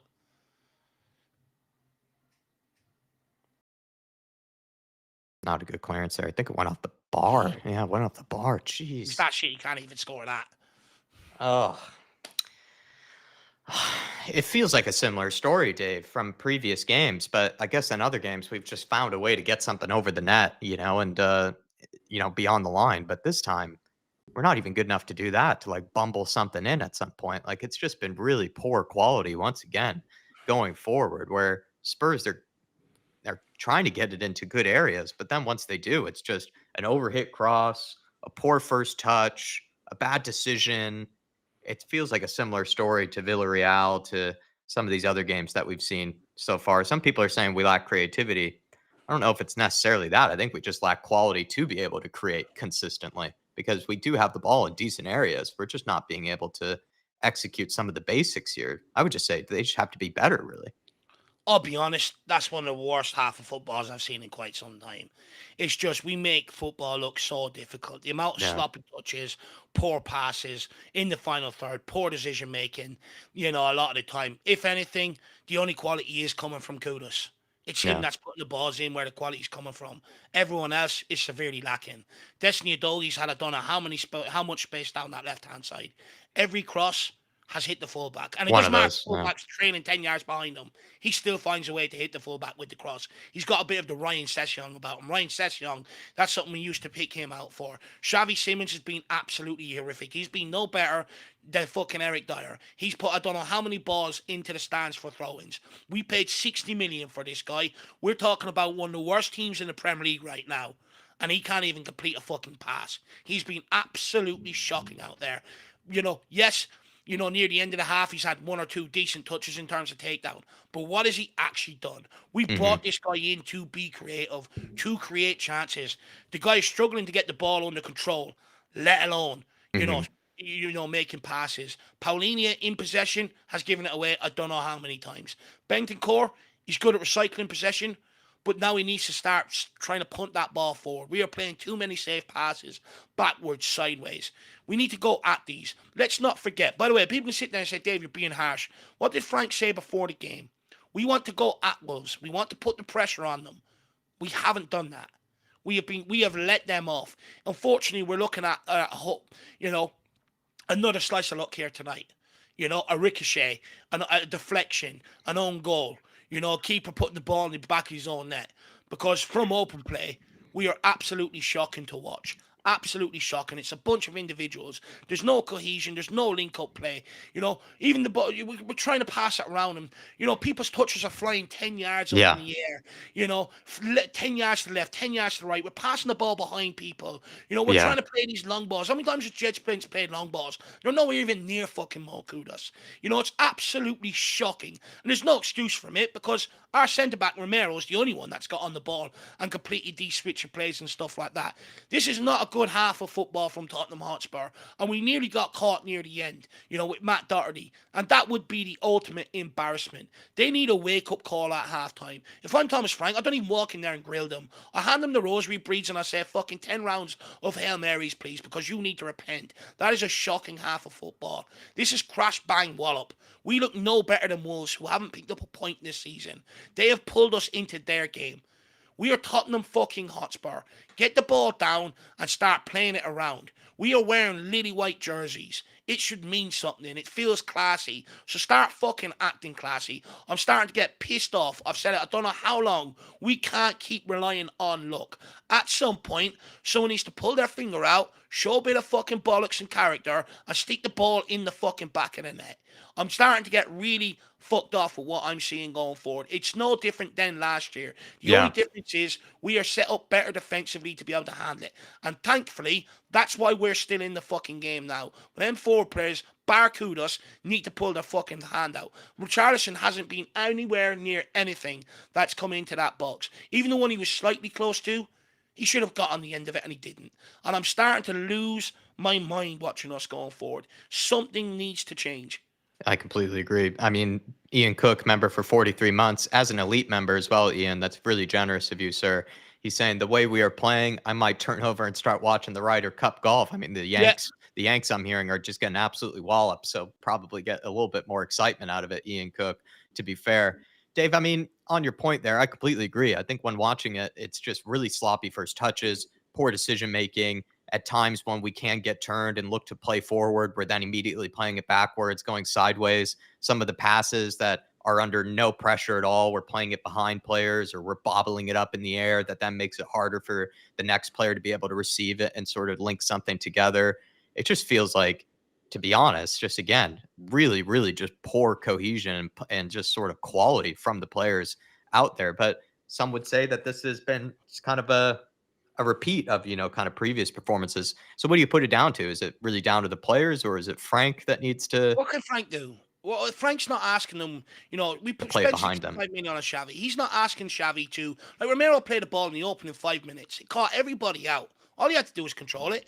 Frank ain't asking him to miss that. Frank shouldn't have to be on the training ground going, well, this is how you control a football. If we're coaching these players how to control a football at this level, we've got serious issues. Well, you can't score if you can't control a fucking football or be able to have a good Well, first that's the touch. thing. Yeah. A doggy there. Brilliant position at the end of, near the end of the half. The ball goes 10 yards up in the air. I'm pretty sure Frank's not sitting there going, oh, by the way, doggy, when you touch the ball, just put it up in the air 10 yards and then volley it across the box. I'm pretty sure he's not sitting there going to Paulinho, when you get the ball, just play it behind him. Should make it more difficult. Let's test how good he is. This isn't a manager problem. This is a player problem. It's not a glamour fixture. It's not a glamour tie. I fucking get it, right? Sometimes it can be difficult to get up for these games. But what really this should be up for is the opportunity to go second. That's what should be the key heading into this game. That should be your motivator. Yeah. But it's not. We are basically playing the game that Wolves want us to play. Balls bobbling, loose, everything else. You've seen it near the end. Misplaced pass, they attack, they nearly go and score off it, and then off the resulting corner. 3 shit passes in a row. You can see it coming. Mistakes start happening. This game is simple. The saving grace is we're still in the game. Defensively, we still look solid enough. But if we don't score, they will catch us on the break. With the way this fixture tends to go, they will end up catching us. We just need to tidy up our game. They've got Matt Doherty on a yellow card at right back. This guy is absolutely atrocious. If we don't go at him in the second half, because he will give away a penalty, you will get space in behind. He is a lazy fucker. We seen that when he was playing for Tottenham, let alone the games left in Joe for Ireland. He is the guy we should be going at right now this second half. Xavi Simons and Udogie have I don't know how much space down there and haven't delivered one bit of quality into the box. It's nowhere near good enough. He's the guy we need to target. Mo Kudos down that side is fine. He's got that fullback on toast. But Matt Doherty, we need to overload him in this second half. They've also got a midfielder like Gomez, one of probably the better midfielders, on a yellow card. They can't keep pulling us down, or else they're going to take red cards. So now it's just about tidying up our game and really going for the kill. This is what this Tottenham team lacks, is that killer instinct. And I could see that in the first half when players are starting to pass the ball backwards and sideways. We're talking about fucking Wolves. If this is Man City, Liverpool, Arsenal, teams like that, I could understand. Just try and retain possession. But we're talking about Wolves here. Most of the passes should be going forward. Yeah. I'm sick of it. I'm absolutely fed up with it. Show some bravery and show some killer instinct. And this is something that's also annoying Thomas Frank. He spoke about after Doncaster game and after other home games. We need to assert ourselves more. We need to be killers. We need to be more cohesive. We want to make this place a fortress. Right now, I'm telling you now, if we don't score, Wolves will catch us on the counter. They will come out the second half full of confidence, by the way. Yeah, I mean, they only have 45 minutes, and if they can they're holding on for any point, I think, of any kind. Well, it's not like they need to change their game plan really at all. Timothy Whitaker saying we just lack some fluidity. Richie has been poor. Don't know if we need Palhinha and Bentancur on at the same time. Probably agree with that, but I think Bentancur has weirdly been the tidier of the I don't even think that's the midfielders. problem today. Yeah. Drogba's doing a lot of running. DG saying, good to see you, DG. Saying, got to score. It's been wild. Dave would have shit a brick, says AK, if Doherty scored that. Absolutely. Nuke bomb would have came off. Jerome saying, lots of poor passing and crosses with the super chat. Chavi's been really poor today. He needs to be as a number 10 and not a winger. That front line is just not clicking at all.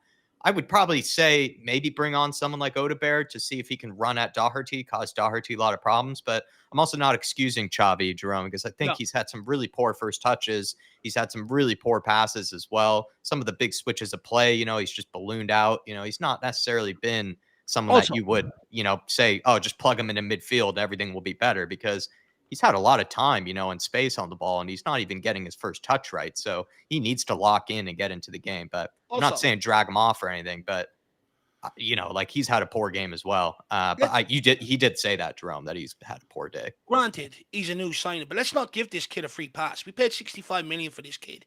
He played most of his games for Leipzig off that left-hand side. Playing left wing is not alien to him. And if you're paying, and with the hype that this guy's come, let's not forget, people promised me, Dave, you're wrong on this guy. This guy is the guy. How many shots has he had outside the box over the last 3 games? And he hasn't even hit the fucking target. I'm not being funny. What did he do against Doncaster the other night in the number 10? Jack shit. What has he done there tonight out on left wing? Absolutely fuck all. Absolutely fuck all. This kid needs to wake up. This kid we brought in to bear the brunt on you starting going creating chances. He's creating absolutely nothing. I'm not enamored with what I've seen so far. Don't get me wrong, against Brighton, I thought he came on and changed the game. But when he started games for Tottenham Hotspur, he hasn't looked good whatsoever. Yeah. West Coast Spurs saying, sorry, but Udogie is too unsure in the final third, and Richie has been useless, except for Kudus, who has the quality, and Bergvall, who at least are getting into the mix. We have been soft. Completely agree with you there, West Coast Spurs. Good to see Paolo Maratti as well.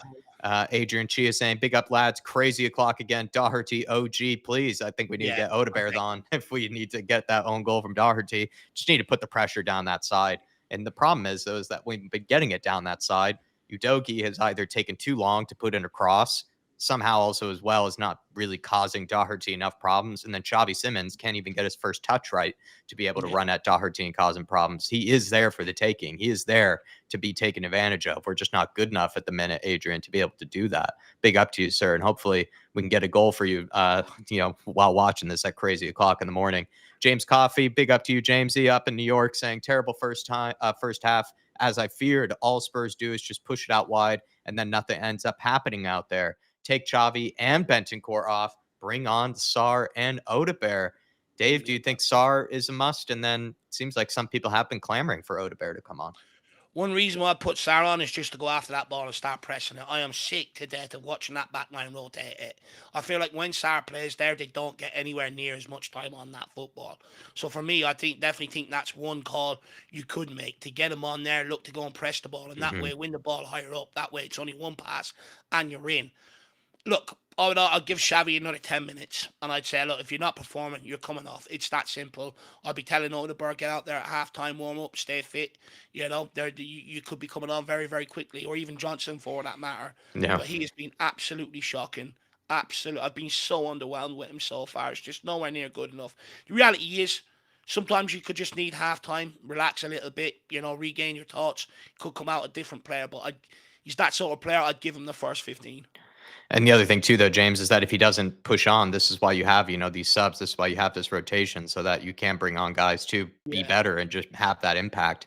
Artist T, big up to you, Artist T. Shocking and embarrassing. How much proof is needed that Sarr should start? Frank needs to give the 5 worst players 10 minutes before he subs them all off. Let me know who your 5 worst players have been, Artist T. I think Xavi Simons hasn't been great, in my opinion. Richarlison as well.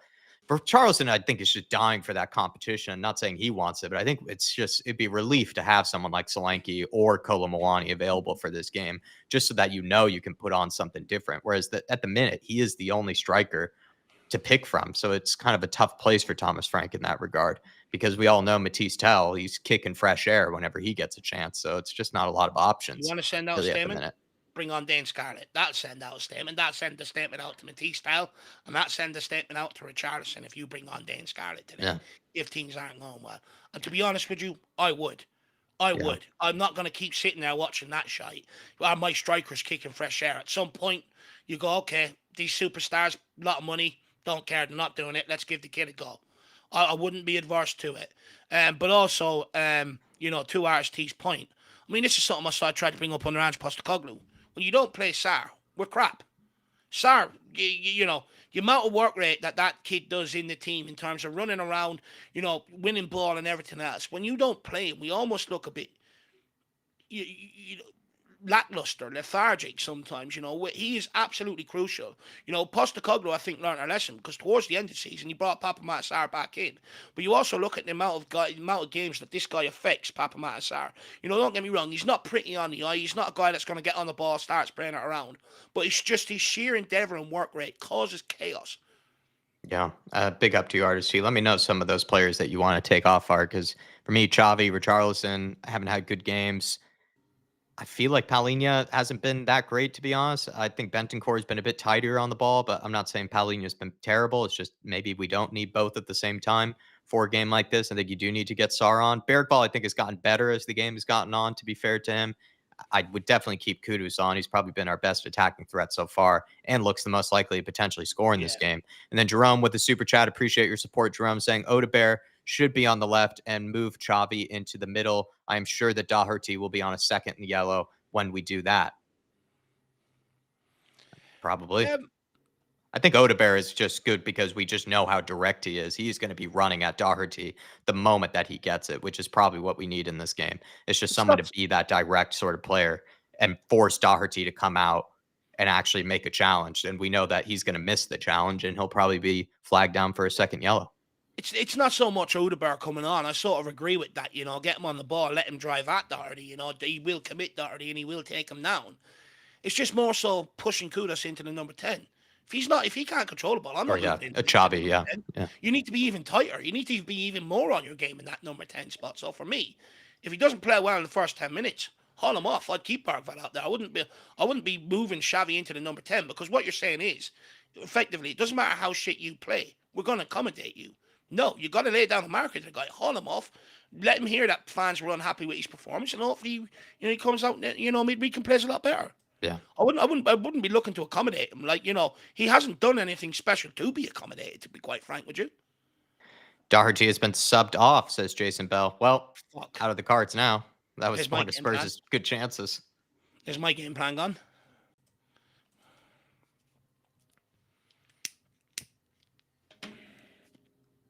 Do we make any changes now? No. I don't think we did.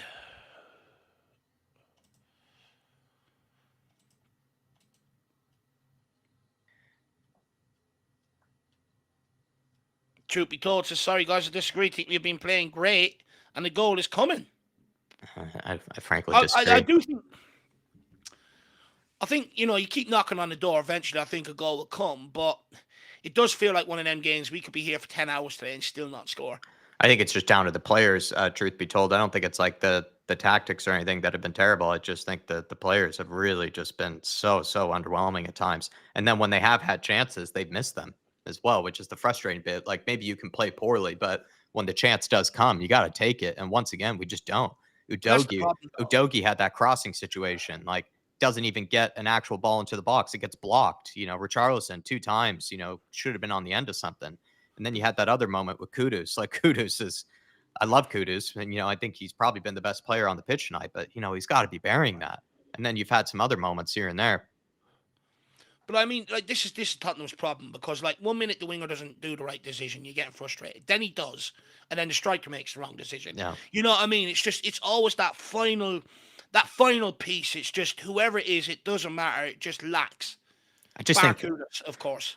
like if you're playing poorly in terms of the quality, like if the players just aren't at it, just aren't playing well, but you still get some chances here or there, like good chances to score, that's the frustrating bit. Is like you feel like you just got to take those then. Like you got to be able to put those in the back of the net if you're not playing all that well.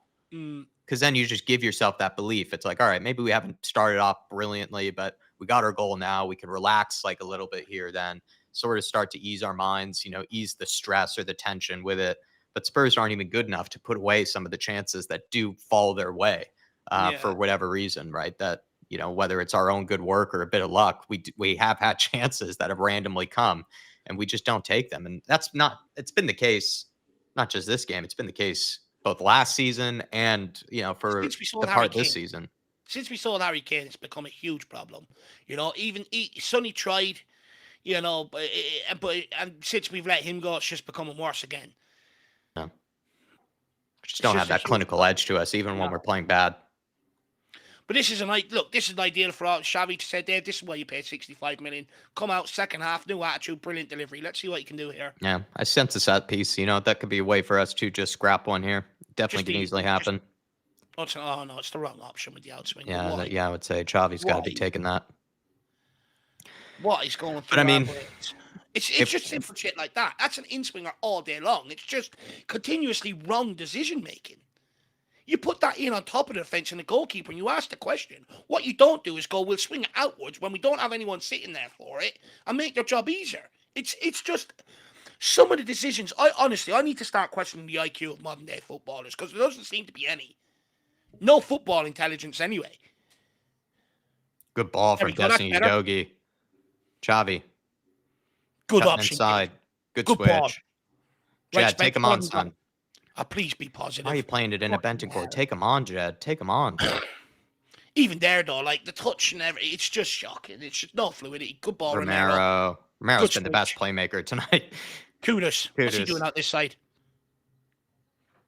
He'll just create from both sides, will he? He overhit that one. Bentancur, lovely recovery from Bentancur. Spence. Let's drive at one of them. You're making it too easy. Every time you're just passing it off. Xavi. Good touch. That's better. It was maybe a little heavy. Looked like a good touch, but it was heavy. It's been the story of the night for him. Xavi at the minute playing through the middle.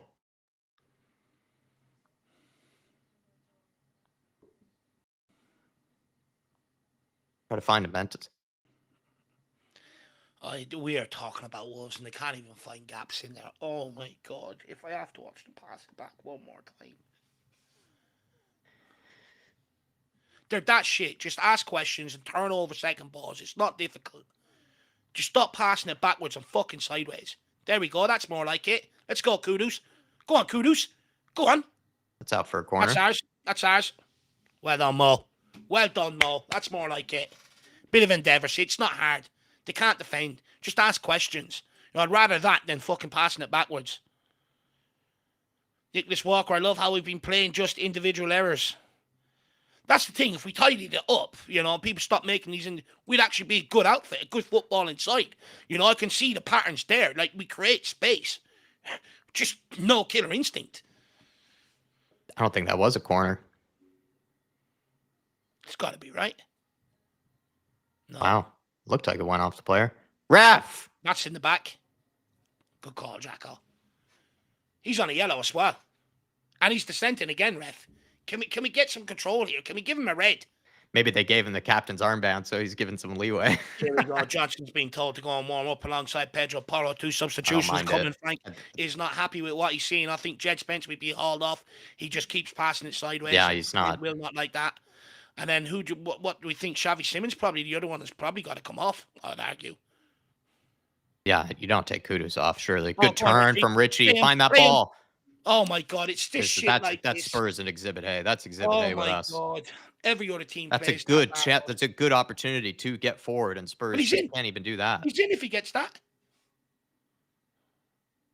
Oh, He Romero. Is that Romero? gone. Fucking hell. Romero's probably been the best player on the pitch tonight. Oh. Get there, Mickey. Oh no. There's a huge gap there. Bergvall, you got to muck in here for Romero. Well Well done, done, Bentancur. Good clearance. Van de Ven and Romero caught out of position there. 2 midfielders mucked in well to take up the centre-back positions here. I think we need to get Sarr on as well. Maybe he's not fully fit, though, Sarr. Yeah. It's good defending from Bentancur. Also, just be nice. Be nice to have. Borrow. This game needs Borrow. Yeah. Be nice to have also just someone else like to pick from in the forward area. For Richarlison's position, Colomwani or. Oh no! Oh no! My See lord. what I mean? It's coming. It was coming. When you're this shit going forward, you're always going to leave yourself open like that. And I think Vicario ends up touching it off the Spurs player. Oh. Oh my God. What is with fucking Wolves? Fucking Tottenham Hotspur again. Crumbling. When everyone else drops point and there's an opportunity, we show no bottle, no appetite. And when you're shit going forward, this is exactly what can happen. Now, anyone that was saying we were playing well when it was 0-0, you're still going to come up with that narrative that we're still playing well?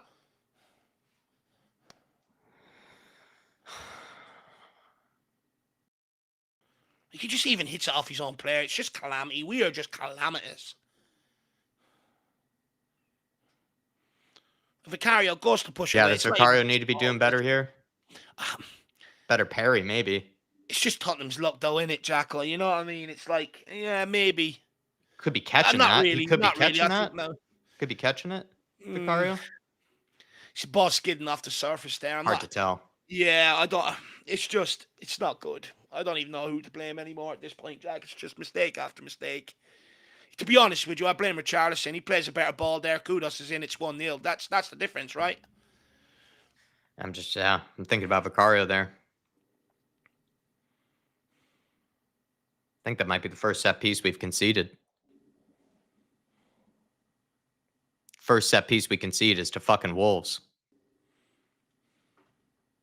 Bergvall, will you move out He's way? tackling his own player, man. What have I done to deserve this on a Saturday fucking evening? Holy shit. This is supposed to be primetime television.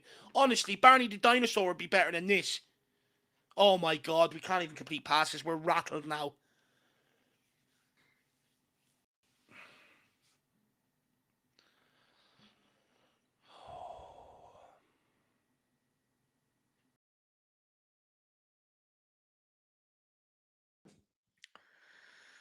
Oh, sorry, I forgot to change the score. Now Wolves are looking like Real Madrid here. Seriously, get after the ball, Tottenham. Get after the ball. It's back to the same old under Spurs. Absolute must-win game. Dr. Tottenham once again.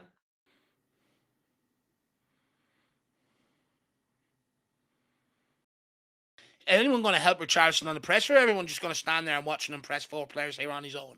Anyone moving? About fucking time, Spence. Thank you. Big D saying Vicario could and should have caught that. That's what it kind of looked like to me. Simmons. Oh, my Lord. What is Xavi doing there? Take him off. 65 million for what? Take him off. Take him fucking off. He's not even playing as a winger anymore. He's that bored. He's moving in centrally. Take him off right now.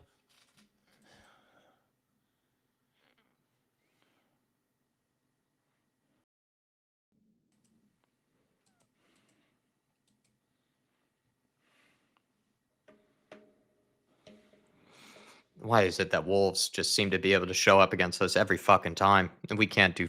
We play our worst possible games against them. We've had some of the worst performances I've ever seen with Can't Spurs even get every close to time them against now. Wolves. Can't even get close to them now. Look, popping it around us now. Can't even get close to them. Yeah, Xavi's having a nightmare, says Chandy. He's making any time the ball comes to him, you're thinking, make this decision, and he makes the wrong one every time. Everyone's having a nightmare. Bart Kudus says, outer A. Yeah. Good touch That's there better. from Xavi. And then the second touch is heavy. He's got 3 runners running in behind. He decides to touch it back inside. Oh, please. I am about to lose my mind. Right there. If he gets his head up, he's 4 runners ahead of him there. Bergvall, Richarlison, Gudis, they're all gone. No, I'll take another touch inside. Oh. Get off your fucking iPads and make a decision, Frank. Haven't won a game all season. And Dr. Totten will see you now, says K32. Udogi. That's so poor. Please make subs. Got away with that one there. That was so poor. They probably could have countered us there. Please make subs. I'm begging. Please. Same move again.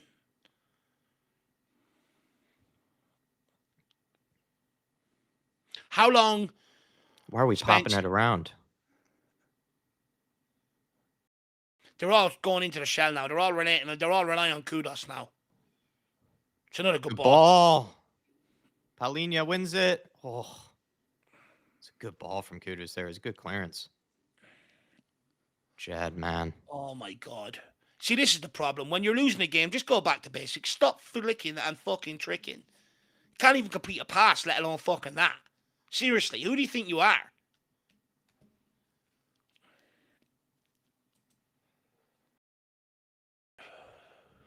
Also, though, how long is Frank going to stand on the sidelines with his magnets, his fucking board? Yeah, he needs to make subs. Before he makes a fucking change. Seriously. Jesus Christ, you don't need an iPad and looking at the stats on the iPad to fucking tell you who you need to take off. Seriously. Get Spence off. Get Porro on. Fucking... Well done, Rich. Xavi, time and space. Have a hit! Oh, man, my God. Shoot it. Oh, my God. Why is he taking 20 touches there? Xavi, man, you got to shoot it, lad. Please take him off. Please take him off.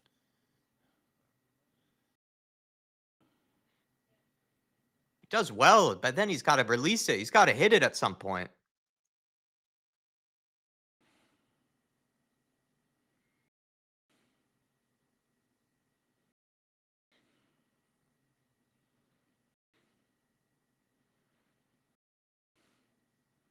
Please. Fumbling. Please. Bentancur. Oh, my God. Dogie, man.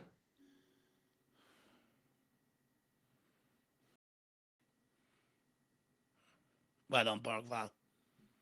Done enough. Now move the ball quickly, Vicario. Get back in your 6-yard box. You don't need a touch. We are 1-0 down. Fuck off. Spence, you've got Kudos ahead of you. What are you throwing your hands up? Just give it to him. I think he's gone sideways. Please take him off. Please, please, please. What hope have we got? If that's Porro, that's just different. It's all right. Corner here. We've had a lot of corners tonight, though. We've not taken advantage of them. Have we even gotten the end of any? No, I can't think of any. 9 corners tonight. Just get a goal and give us a chance to go and win it, please. Please. We've been shit, I know, but just somehow float this. Come on, Simmons. We just need one moment of quality. It's all I'm asking for.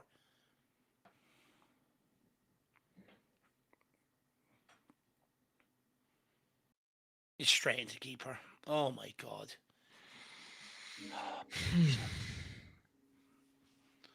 Backwards again. Give it Find to him, Jed. Spence. Find him, Jed. No, we'll wait. We'll draw trouble in, and we'll do that. Dude. Holy shit. He is playing Just had atrocious. to dink it over the top for him. Gives away foul. Jed, man, you had him just over the top. Just play it over the defender there. At least make them defend it. And then he takes... And then he goes backwards, and then he doesn't go backwards. Like, Jesus, man. Just no sense of no sense of urgency, but then no sense of just actual decision making there. The instructions should be simple to Porro here. He doesn't need someone sitting there with 20 instructions. They should be simple. One touch, put the ball in if the pass isn't on to Kudos. It's simple. Bentancur taking off. Looks like probably Xavi going through the middle. And then Porro coming on. Bergwijn will drop into the number 8. Johnson will go out left. And then Porro on for Spence. Thank fuck. I can't watch that guy pass it sideways one more time. I can't. Come on, Johnson, man. Need you for a fucking tap in. Please, Porro. I'm begging, Porro. Thomas Stank says Tank of IrishHotspur. Can't be Bournemouth all They've taken off both of their players with yellows. Fair play by Vitor Pereira. So we can't take advantage of a red card anymore. All puff and no quality or class. We need a bit of luck. Absolutely spot on. Well summed up. And also, how long is this idiot taking to get off the pitch? Can we speed it up, please? Time is of the essence here.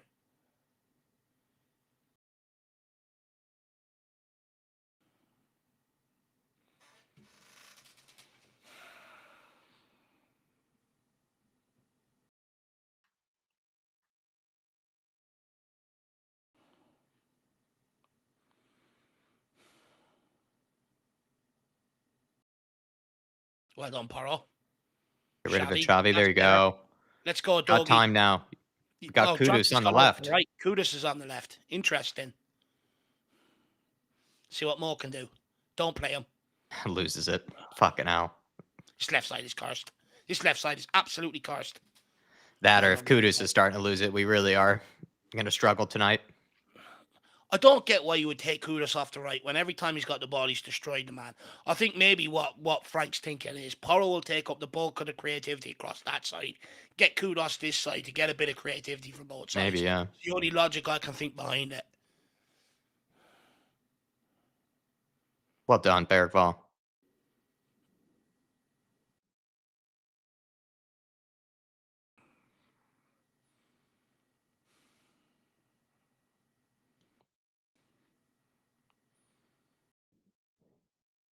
No, Bergwijn, a bit of a reckless challenge there. What are you doing, Lucas?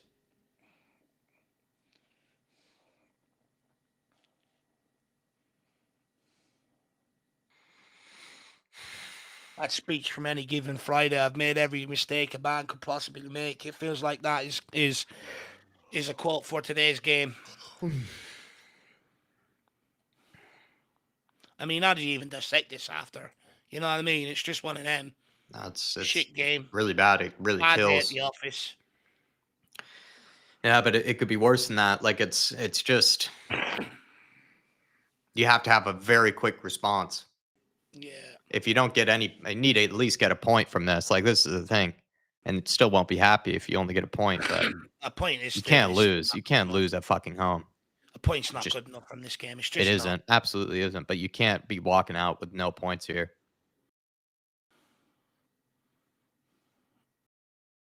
Well done, Kudus. Well done, Kudus. Look at the strength. Get your head up. Get your head up. Oh. Get your head up. Richie's through. Oh my God! If you just get your head up, Richie is through. There you go.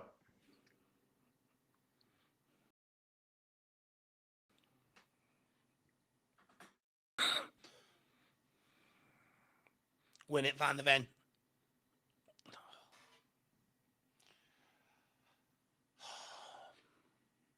Who's the team sitting bottom of the Premier League here? Remind me?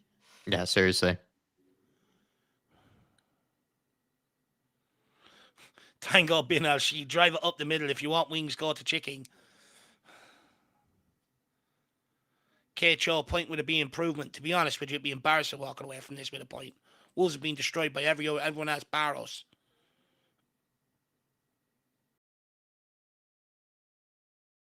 No. What? What, ref? For what? Called it up for an offside. But so what? If we want where's to get the offside? Where's the advantage even? Where's the offside? There wasn't even an offside. There wasn't even an offside. Don't tell me they're going to look. Or it's out of play? Maybe that's what he's giving it. Out of play? Pedro. Big Good ball. switch to Richie. Richie. Get there, Rich. It is It's probably much, what we it's, need to it's much start. We better need from to start Porro. doing that. We do need to. Much better from Porro. No. Don't tell me he stands between two of you, please. It's getting worse this game. It's getting worse. At least in the first half, we created something. Yeah. It's been worse in the second half.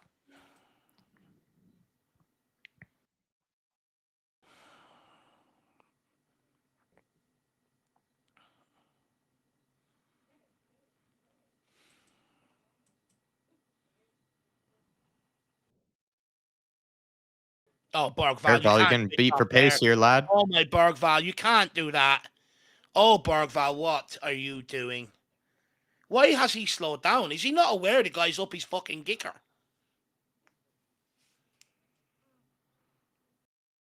Romero also needs to just come across there. Well, I think he's just expecting Bergval to deal with it, to be honest with you. I do get it. Maybe he just really needs to realise he's a young guy. Maybe I just go and deal with it. Yeah, I sort of get the point you're making. How are we But giving I think it up there? Romero's looking at him like, well, if he's good enough to be out here, he should be able to deal with that. We just lost the ball there, though. I mean, Vicario has just played a suicide pass into Van de Ven, and then Udogi's got nowhere to go with it. We're just giving it away there so unnecessarily. There's just no reason. King Huddle says we badly miss Kulu, Matters, and Solanke, and Randall Colin. I mean, to be honest with you, we had Madison, Solanke, all available last year. It was much of the same, lad.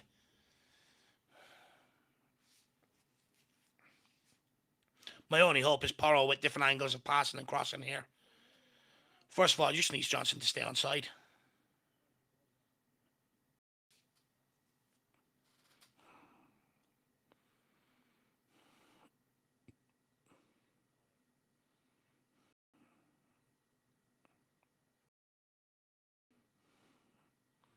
Get Kudus back out onto this. Yeah, I'm not sure. It's Yeah, not about the working. decision to move Kudus onto the left. You just took in the creativity away. All Johnson, right. you called for it. Oh my God. Johnson please. back to regular business after Doncaster. Please. Johnson, Why put man. your hand up? Why put your fucking hand up if you're gonna do that? You twerp. Yo, please. Oh my God.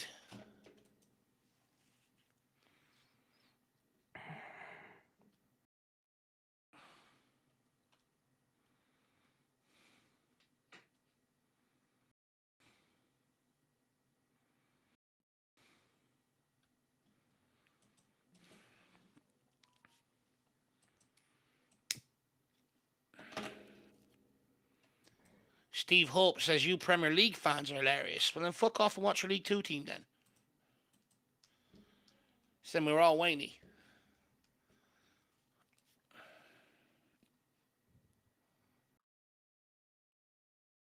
Can someone show for the throw-in? Anyone? Anyone going to move today? Anyone?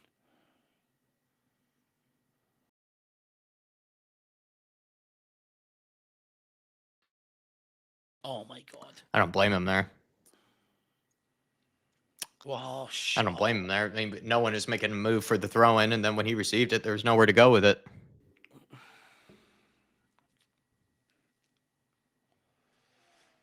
Wolves are just slow in this game, right? We have no appetite for this game tonight. You can see it out there. Just losing confidence the longer this game goes on.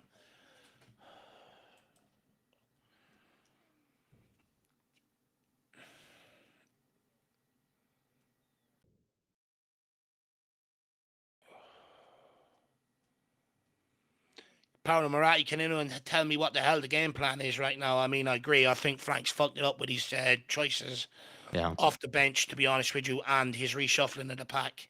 I think since Bentancur's come out, we just lost all control of the game. I think moving Stevens into the 10 when he wasn't doing anything out left, I think is shocking. I think moving Kudos off the right has been mind-boggling, to be quite frank with you.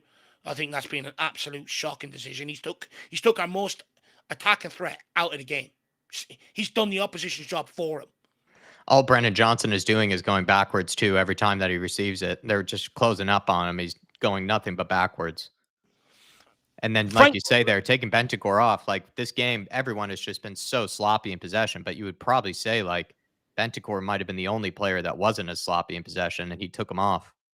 And then moving Kudus to the left, oh my God. moving Kudus to the left has just not worked at all. But like Frank is supposed to be this great fucking tactician, this great manager.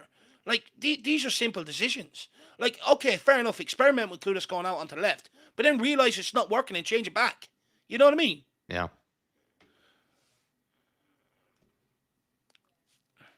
Like I don't blame him for players not executing basics and giving away the ball and The turning first into a half, ping pong. yeah. But I do blame him for what he's done and how he's used his bench today, for sure.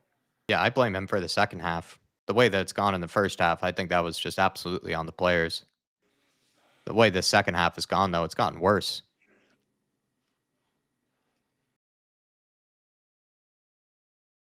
I just don't get what he's done.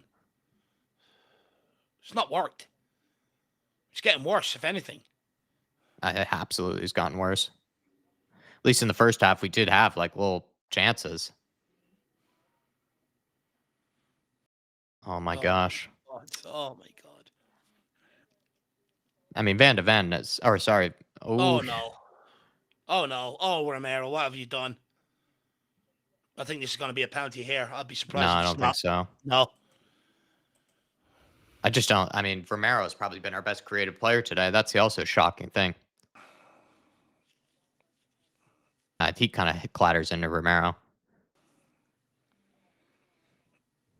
What we don't need is any silly errors. At least if we can get one, I suppose we rescue a point. But what we don't need is any stupidity now. Good save there from Vicario.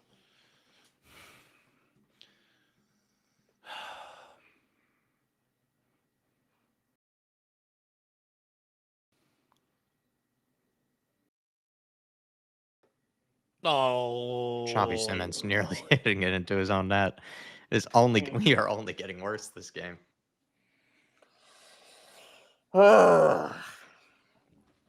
Tuesday night against Bodo Glimt is going to be fun. Got to be a big response. Well, I thought we would have seen a response after the Brighton game last week going 2 down. Right, let's break. Let's break. Oh, it's behind him. Oh my God, why do we keep playing it behind players? Why do we keep playing it behind people? Get your Pedro, fucking head up. man. Oh my God. Why are you losing Like, it there, lad? What chance have we got when Vicario's played a quick throw? We're on the breakaway. Pedro Porro plays it behind Xavi Simons, and then he does that again. Like, what chance have you got, even on the breakaway?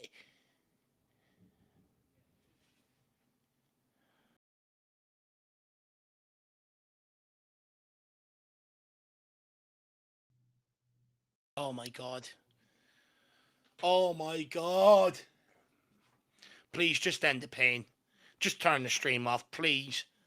This is just not worth the suffering. I honestly feel like I'm suffering. Right. They've just bodied Richarlison in the middle, ref. We've no target. We can't cross it now, can we? Right, Richarlison, pick yourself up. I get it. It's happened. We're 1-0 down. Please pick yourself up and move. The only response should be a header in the back of the net. Do something, Johnson. You're a winger. You get paid to take on the man and cross it. There we go. At least put it across.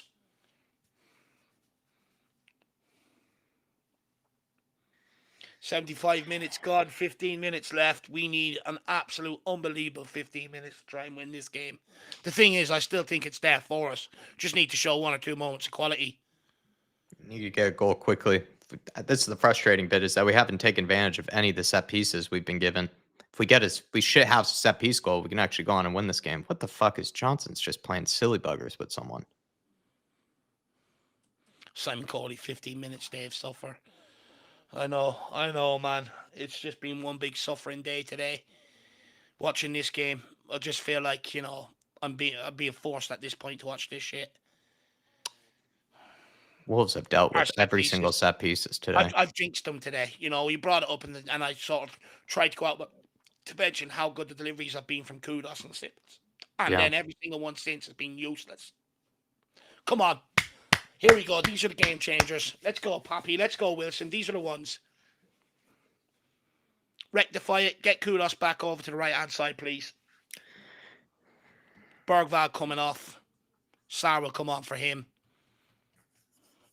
That sub should have happened. I think what he needed to do is, I think he needed to take Palhinha off and bring Sarr on. That's what he needed to do first. And then I think Odegaard needed to come on sooner. Means Kudos will probably go through the middle, I'm guessing, then? Wilson Odegaard out left. Yeah, if Kudos is still on the pitch, yeah. I mean, the fact that he's took him off means it was an admittance that he should have took him off earlier. Yeah, no, I mean, Xavi's had a stinker. That's poor. That's so, wow. Who's that far ahead of him? Holy fuck. Pedro, man. Jack, will you wake me up when this is over? How is it that far ahead of him?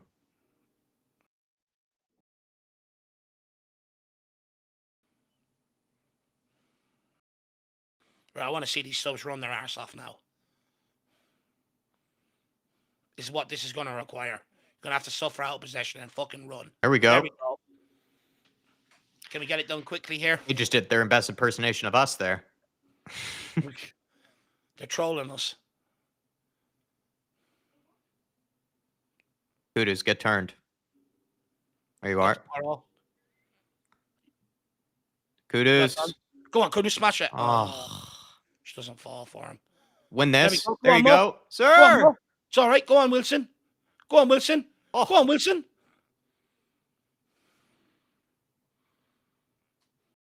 Right, let's get it going now, doggy. Dan Coy saying, awaiting the match of the day master plan from Wolves. Pundits, why do we always struggle against these lower teams? Losing second balls, can't keep possession. I don't get it, Dan. Just a second, though. Ball in, Richie! Whoa. I don't get it, man. It's the record we now have against Wolves is genuinely shocking. Like, this is probably the worst of the Wolves teams that we've played. Probably the worst version of them. Yeah. And they've just played us out the park today. All their star quality is gone. You know, they don't have that one or the two individuals that they've had in years gone by. This is genuinely a shocking Wolves team. They will get relegated, believe me. They will get relegated. This is shocking. They haven't even played well today. The goal came off, a slice up. You know, they haven't. It's not like they peppered the goal or anything tonight either. You know, they're deserving of a 0-0. Absolutely deserving of a 0-0. Well, how crap we are in possession. I mean, you leave yourself open to it. Go on, Wilson. Oh my Lord, he leaves it behind him. Oh my God. That's story of the game again. It's so many examples of just such poor quality. Wilson, if he just has a good touch there and doesn't leave it fucking behind him, he's running at a 2-man backline. Just Spurs can't do anything right.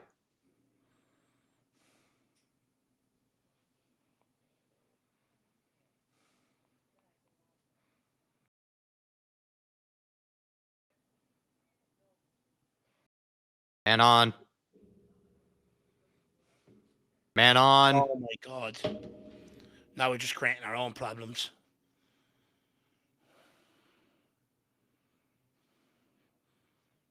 Good ball. Let's go, Sarr. He wants Johnson to run. Yeah, Johnson is standing on the touchline instead of running in behind. He's begging for Johnson to run there. He's running towards the back line. And Johnson is going, I will run towards you. I was happy to show praise for him against Doncaster Rovers, but Johnson's back to regular business. Well, it's just a step up in class, isn't it? And, you just... It's nice to know that his level is League One. At least it's not League Two. There you go, Odegaard. Oh, play him in, Palhinha. Play him in.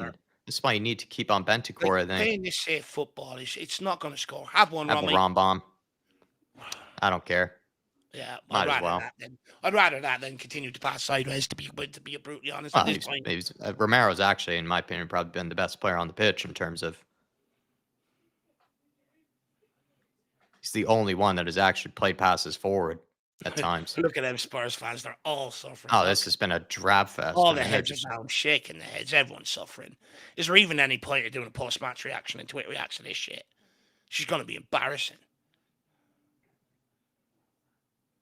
Win that. And I'm not putting up a man of the match poll today either. Can't even how think of could one you? player. Oh, Matisse Tal, this is such a chance. I mean, such an opportunity. seriously, I mean, Richarlison has done fuck all. Well, it's just a chance for him to go and score here. And Here you go, Kudus. Get rid of it, man. Get well rid of it, done, lad. well done. Someone make a run. Johnson. Get rid of it, Okay, we still got it. Oh, my Lord.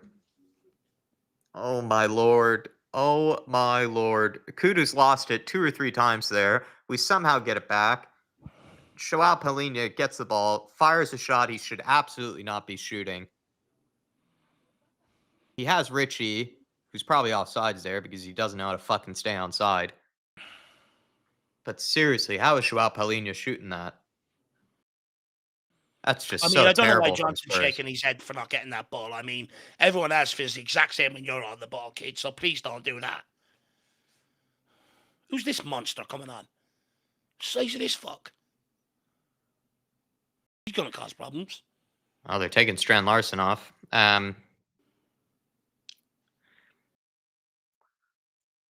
This guy should be in the NBA. He's tall as a basketball player. He's not happy about something. He's Strand Larson. Well, Strand Larson's a big boy as well, so they got 2 of them. This guy's a giant. Yeah, they are the same size.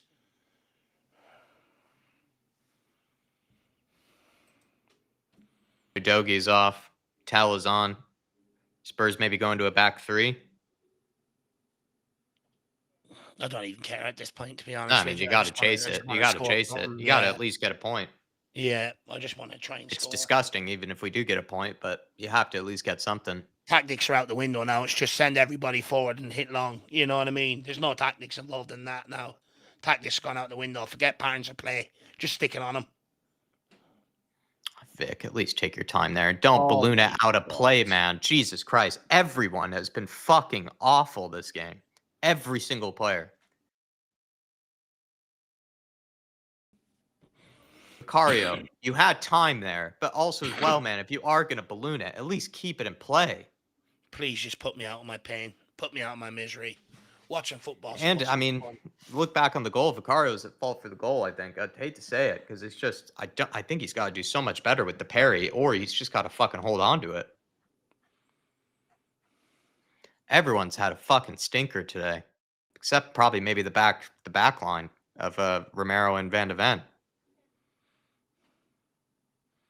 Come on, Mickey. Van de Ven, Go on, trademark run here.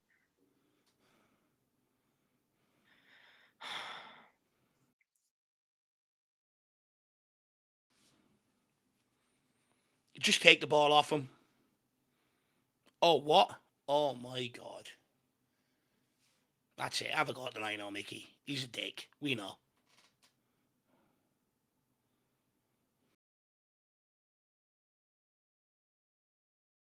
Ref, don't turn your back. Tell him to get on with it.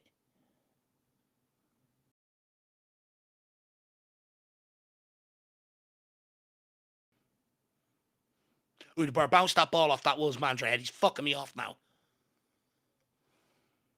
Look at him. He thinks he's fucking Jose there now. Well done, Tal. Very well done. Better from Tal. Go on. Oh, oh my God, Udebar. Well done. Jeez, he's a good introduction. Paro, get it in. We've got 2 strikers on the pitch now. Oh, my God. Pedro, bro. Just a bit of quality. He had it on his right foot as well. He didn't need to move it on to his left. He had the cross on his right. Everyone's just made the wrong decisions today. Every single worrying sign, though, is that this has been the case for the past few games, but we found a way in these other games. Tonight, it's just been probably the worst. Paro, don't fucking start it now when there's 4 minutes left, you prick. We need to get on with the game. Well done, Richie. Matisse, you got to read that better.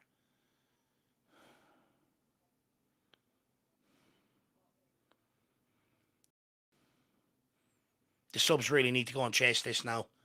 They need to go and chase this ball.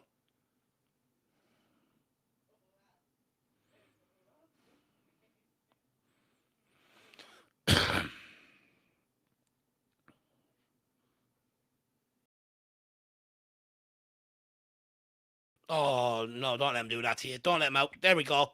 Come on, get on with it now. Let's go and score. Give ourselves a chance to win it.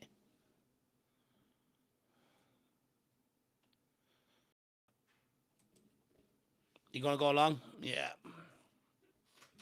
Let's go, Mo.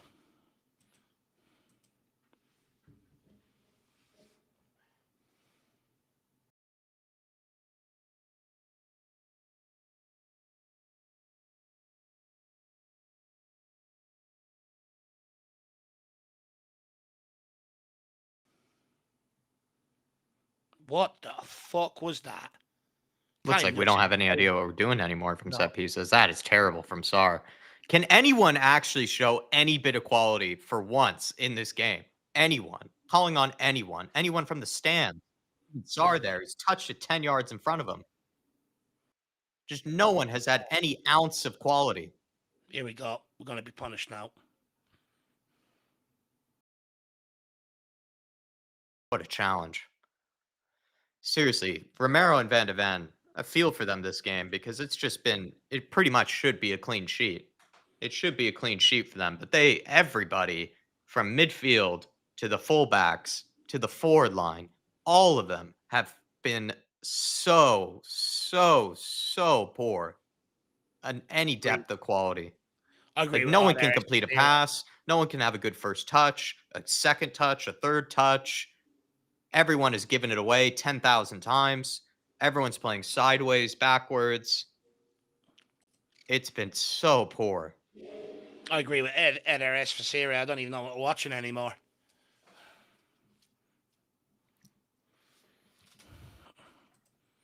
It's just been one big shit show today.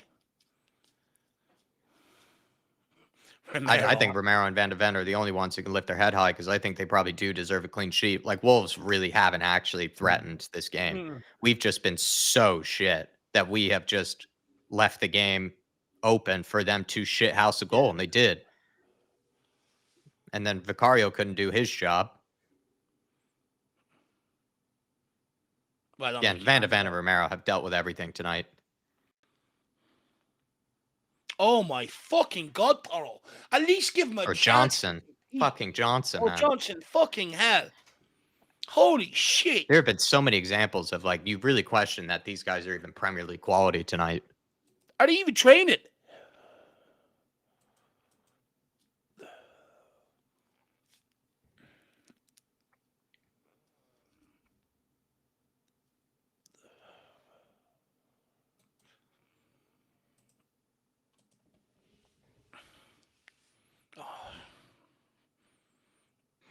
Oh my god. It's just one of them days, Jack. It's just one of them days, man. It's fucking Wolves, man. It's the same. It's like it's been like this against Wolves probably now 6-7 times in a row. This is just Tottenham Hotspur. This is fucking crazy. Like, how have we played this terrible against Wolves this many times in a row? What the hell are Wolves doing? That's especially this game. Like, what are Wolves doing that's really that impressive? The other games, they really did just absolutely play us out the park, and we could have lost 2-3-0. This game, it should have been the worst game of football ever of a 0-0. But, I'm not even going to take anything away from them. Fair play to them for coming here and stifling us. But seriously, it's just been absolutely shit. Oh my god. He can't even win the header. The guy didn't even challenge him and he missed it. I don't understand what I'm watching. William Nix saying it's time to face reality. This is at best a mid-table side, mid-table players, mid-table ownership, expectations, and a mid-table manager. Got the squad, but nothing will change. And then Dan Coys, I did mention your super chat from earlier, Dan Coys. Appreciate you, by the way. I think if you were listening along, I forgot to put it on screen, but we definitely agree with what you were saying earlier. But Will Nix, I mean, mid-table is almost being kind to us the way that we played today, William. We're playing like relegation fodder today, to be honest with you. And look, in general, we just don't look good going forward. Will, it's a huge problem at Tottenham Hotspur. In fairness to Thomas Frank, he's come in, he's tightened up that back line, he's reduced a lot of the goals that we were conceding, a lot of the mistakes that were happening. It's just that forward line until we bring, and we need to go again Yeah. up front. We need to bring in another striker. We need to bring in another winger. It's just we spent so much money on Dross. It's going to take time to just rebuild it, unfortunately, because you got to bring players in, you got to move players out. But you know, I'm fed up with it. I don't want to hear any more Matisse had another chance. Even Wilson Odegaard, I like the guy. I don't even want to hear that anymore. He's done fuck all since he come on today. Yeah. You know, Brennan Yeah. Johnson, I don't even want to hear anyone defend this guy. Let's play him just a number 9. I mean, he can't even play as a fucking winger. All he's done today is go backwards and give away the ball. Absolutely useless. Richarlison, did he even touch the football today? Honestly, did he even fucking touch it? I mean, the forward line is so bang average, Will. It's a huge problem. Like, you know, Frank has fixed up the midfield and the back line. It gives us a chance to get more points on the board. But going forward, we are no better than what we were last season. Yeah. Honestly, Yeah. it's absolutely stinks. We spent 65 million on Xavi Simons. What the fuck did the guy do today apart from put the ball into the Wolves crowd? Absolutely nothing. Every time he touched the ball, he gave it away. But look, also, I think you got to look at Frank today. I don't think he used his bench Yeah. as well as he could have. I think Yeah. he's made the wrong decisions. You know, quite frank move. Well, as soon as he took Kudos out to the left, he took away our most creative threat. He's done the Wolves manager's job for him. You know, board level, it's in turmoil. Look, in general, you know, things look like they're starting to progress. But I do think today, Will, is a warning sign that maybe let's not get carried away here. You know, Yeah. we are progressing. We're still a long way to go. Palhinha!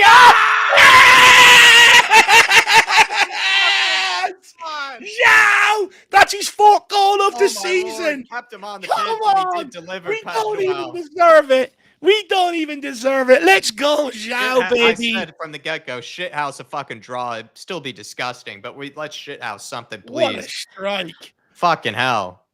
All What a it takes strike. is just one bit of quality. That's all it William, takes. Just one bit of quality.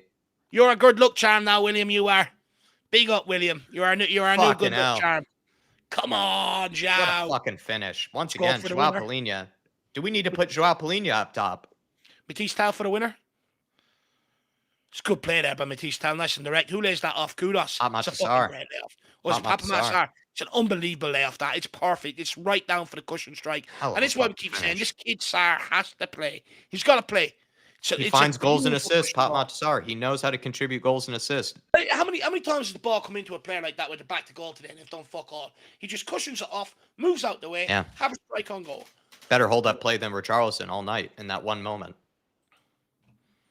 Let's go. And fucking hell, the finishes that Joao Palhinha has shown as well. It makes me feel like we just need to put Sar and Joao Palhinha up top at this point. Daniel Larson signing of the season, that's for sure. Johnson can't even fucking clear it. Come on, is there a chance for one more opportunity here? Let's go. If we can get one more opportunity, we'll take this. Devastating for Wolves fans. Hey, we're giving them. Can we leave them with 0 points here? Honestly, can we leave them with 0? If we create one more chance, we will score it. There we go. Give it to him. Good cushion pass back. No, Matisse. No, Matisse. No! Matisse! Fuck you. Jesus Christ, Matisse. It's a simple ball. Just lay it back to him and let him put it in.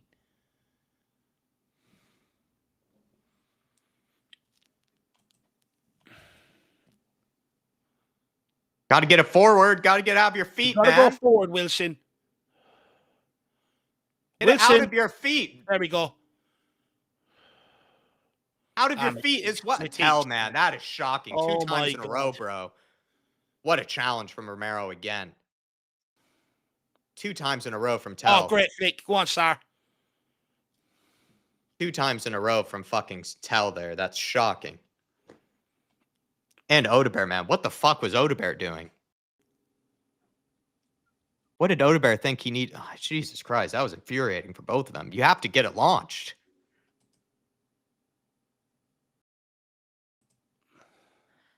I think we'll give Mr. Hood, or whatever you want to call him, Hodge. We'll put him on a 24-hour timeout. That's what you get for slagging my fringe.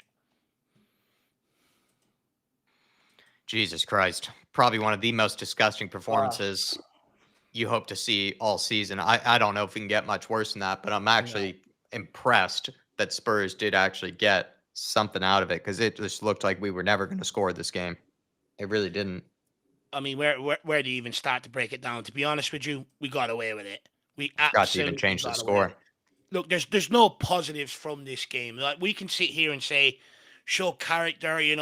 Again, we sort of come back. I mean, if you're looking for small wins, small positives to make yourself feel better for the weekend, yeah, by all means.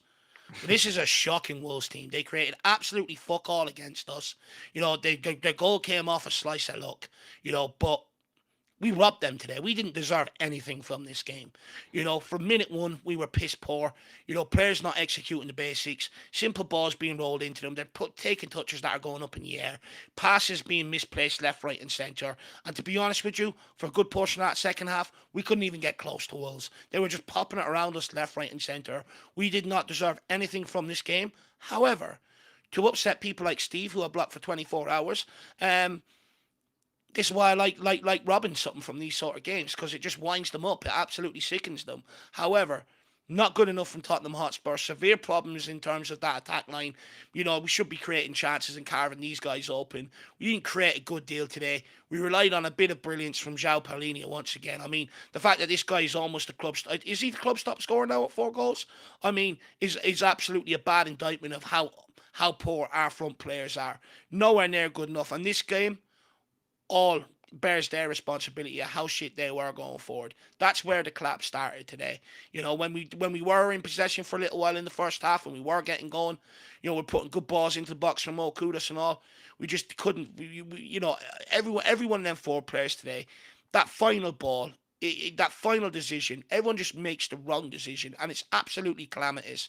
Thomas Frank has a lot of work to do in order to try and get that forward line taken. I don't know what he's going to do, to be quite Yeah. honest with you. I just don't think we've got the right blend or the right combination. Like today, he emptied the bench. What did Wilson Odegaard do to affect the game? Nothing. Yeah. Right there at the end, we need him to play forward. His first instinct was to go backwards. Batista came off the bench. Right at the end, you're just looking, get the ball, go forward, loses it twice. You know what I mean? And these are the little differences that come back to bite you. Richarlison, useless. Mo Kudus, I don't know why Frank put him out on the left in the second half. Yeah. He completely ended up taking our biggest threat out of the game. We have got away with one today. I will take the point because I wasn't expecting it. I was expecting to sit here and be crying about a 1-0 loss, and I will move on. But make no mistake about it, I'm not going to celebrate it. No. I'm not going to praise it.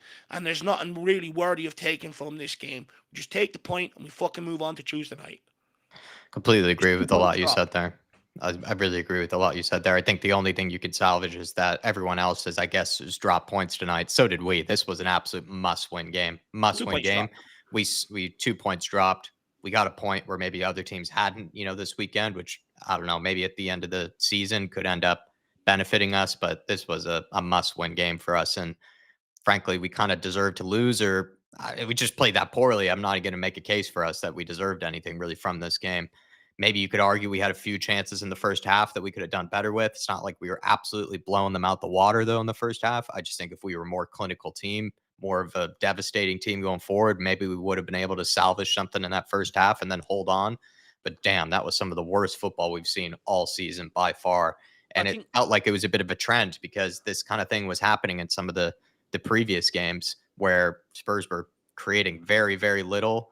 But then also when they did get maybe moments to actually make something happen, they can't even get the simple basics right of a first touch or a pass in behind or even just a simple ball, that just requires a tiny bit of quality.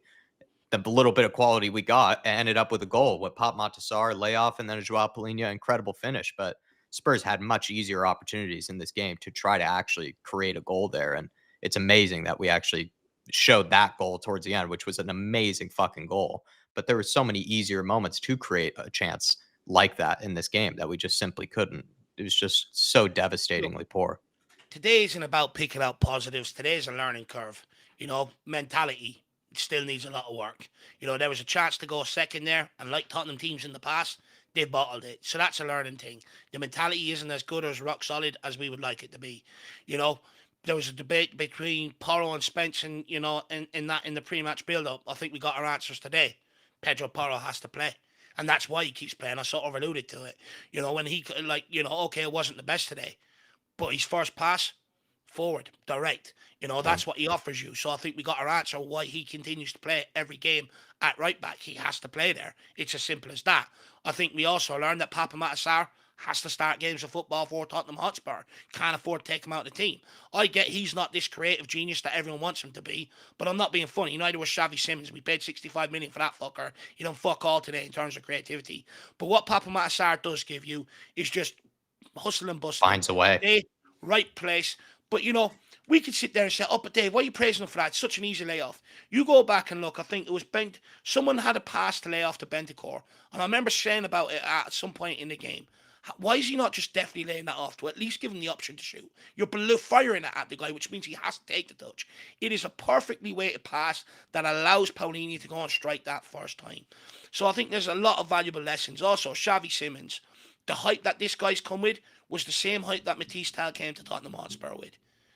Yeah. No, I tried to warn everybody, it's going to take time, and I think we've learned our lesson today. And against Doncaster, this kid is going to need time to settle in. We can't put all the expectations on this kid to come in here and be this genius. We have to allow him time to settle in, acclimatise to the Premier League and adapt. It's a lot more physical and it's a lot more faster than any other league he's played in. So it's going to take him time. We've also learned you cannot take Mo Kudos off that right-hand side. You cannot in games. If the left-hand side is a problem, make subs, put other personnel out there, try and fix it. You cannot move Mo Kudos off that right-hand side. And also, Richarlison, as soon as we get a chance, sell this fucker. Absolutely sell him. He was a bag of cement up front today. Couldn't fucking move. And we need to bring in another striker. Today's about learning our lessons. And now Tuesday night against Leeds next week, where they're not the most glamorous of ties in the competitions that we're in.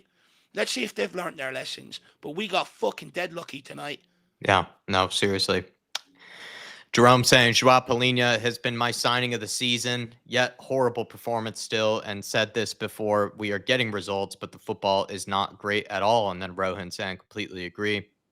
I think we got away with one tonight, Jerome. I think the football was terrible. The quality was absolutely awful. And we were lucky that towards the end, two players showed just an ounce of quality there with Pop Matasar's layoff, which we weren't ever really able to get all game from anybody up front. And then Joao Palhinha with probably one of the best finishes of the season. The frustrating bit, though, is probably the best finishes this season have come from guys like Mickey Van de Ven, have come from Joao Palhinha, have come from Pop Matasar, like guys that, are going to contribute here and there, but shouldn't be our main goal scorers. Like, it's a big worry that the front line right now are trying to carve out opportunities, but struggle to do it. But when they do get a chance, they're not able to put them away. The guys that are putting them away are center backs and midfielders, these types of guys that should not be the ones, putting away our opportunities when we need them to. It's a big worry that once again, as Dave mentions a million times, just the Harry Kane sized hole, is gone, and Spurs have just yet to fill it with anybody that can show any ounce of quality to put away an opportunity once it falls their way. And I've said this in the first half, like there were some opportunities here and there. I didn't think we played that well in the first half, but there were opportunities there to get a goal ahead. And Spurs have nobody in the team that seemed to be able to do it, that seemed to be able to just have that sort of composure and that clinical edge to take the chance when it falls their way. It seems like every player in this team in that forward line needs 5, 6, 7 chances to be able to put something away. And then they also, in a lot of cases, aka Brennan Johnson and even Odebear tonight, struggle to create anything. Like the chances need to almost be provided for them as well. It's just big question mark still with this forward line tonight, Jerome. And I was joking, but it's not even a joke at this point. I think we almost need to have like a Joao Palhinha or a Pop Matasar up front, because these guys are showing more quality in the final third than any of our forward players are. Yeah. It's a big worry. Question marks, though, really for Thomas Frank as well, though, when it comes to the substitutions today, Jerome. Like bringing on Brennan Johnson maybe makes sense if you want to try to sort of get a tap in, but Kudus needed to stay on the right, like Dave said. I think Pop Matasar needed to come on sooner. Maybe we'll get an explanation. Perhaps the fitness, wasn't there.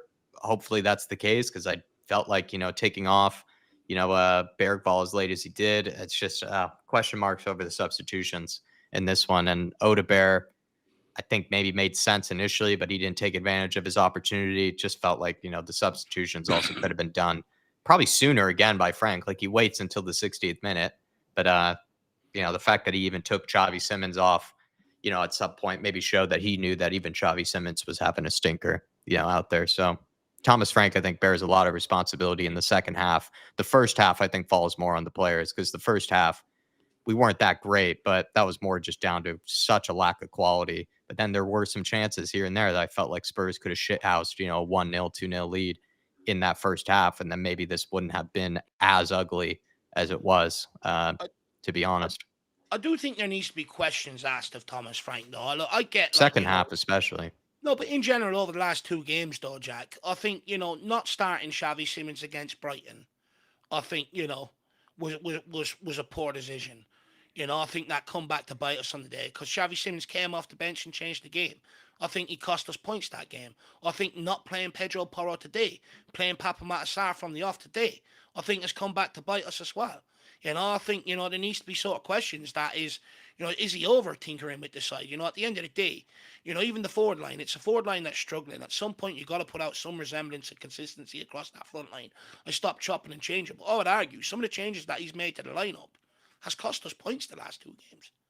Yeah. His substitutions today off the bench, absolutely shocking. Yeah. Absolutely shocking. If this was Ange Postecoglou, I'm sorry, but people be going absolutely ballistic. If this is Jose, Conte, people be going fucking absolutely mad. There has to be questions of him today. And after the Brighton game, some of the changes he keeps making to the lineup, he's starting to put out some of the wrong starting 11s out there, in my opinion. Yeah. So and then it's not correcting it. Yeah, I think there needs to be questions of him. I do. Yeah, I'm team selection. He's got to take the flak for everything, but I think you got to question him. No, team selection, or at least not correcting it soon enough, like you brought up there. Like the idea of moving Kudus onto the left and then just clearly wasn't working, and that doesn't look to maybe change it and be proactive enough to realize that's just not working. So you hope he's being a harsh critic on himself, tonight about some of that decision making. Adrian Chia saying Kudus on the left sucks and Odebear's not any better. I think Kudus potentially can put in a shift on the left, but I think he's shown that he's so much more dangerous on the right. He's been a revelation on that right side. He should have scored today as well, Mohamed Kudus, but I don't know, man. It's just one of those things, Adrian, where I think Frank tried to experiment almost too much, and maybe like Dave is alluding to, is maybe experimenting too much over the past few games here. Odebear, a lot of us were calling for him to come on in this game because Xavi Simons was so poor. Odebear really didn't take advantage of his opportunity. Neither did Brennan Johnson, actually, to be honest. Odebear and Brennan Johnson, pick your poison between just two terrible cameos. So once again, this forward line feels like it really lacks a lot of quality, in the starting 11, but also in kind of the depth areas as well. Adrian Chia. Dark Sun G saying we needed a player like Paulinho. Frank gave us 2 draws from nothing after losing to Bournemouth. No, I'm not sure from that. And then Eugene, member for 13 months, saying playing 2 defensive midfielders versus Wolves, not taking Bentancur off, putting Kudus on the left, terrible decisions. We have a championship level front 3, bar Mohamed Kudus. I think Eugene seems to be in a similar boat where he's really questioning the decisions by Frank and then moving Kudus off to the left. And yeah. I'll be honest. I think taking Bentancur off made our midfield worse when he dropped Bergvall back in beside Paulinho. Yeah. I think that's one he actually got wrong today. I think you need to keep Bentancur on, and you should have brought Sarr on, for Bergvall, and just brought a replacement straight on for Xavi Simons. He moved Xavi Simons into the number 10. The guy got worse. He came, as the game went on, the more we moved him about. I think, he made the wrongest substitutions. I think Bentancur should have been one that stayed on today. I think, you look at it Brighton last week, people questioned the substitution, but it worked. I think today you got it wrong. Yeah. And then Artist T with the super chat as well. He says, disgraceful, we needed a belter. Disgraceful that we needed a belter of a goal. They deservedly got booed off. Said it before the game, 0 excuses, and people upping that transfer window as a 10 out of 10. LOL. I mean, I agree with you that I'm happy we salvaged a point, but I'm not going to really praise the performance at all. I'm just glad that we salvaged something from it. But at the end of the day, this was a must-win game for us, Artist T, especially if we were going to start praising the mentality of the team, start praising maybe some of the changes that Frank has made. This is probably a little bit of a step backwards, really, in that regard, because I think if he's was able to get a convincing win against Wolves, I think we really would have shown him a lot of praise because very few managers of the past. I think the only guy who's like Nuno, of the past that when he was manager for us was the only one that was getting results against Wolves.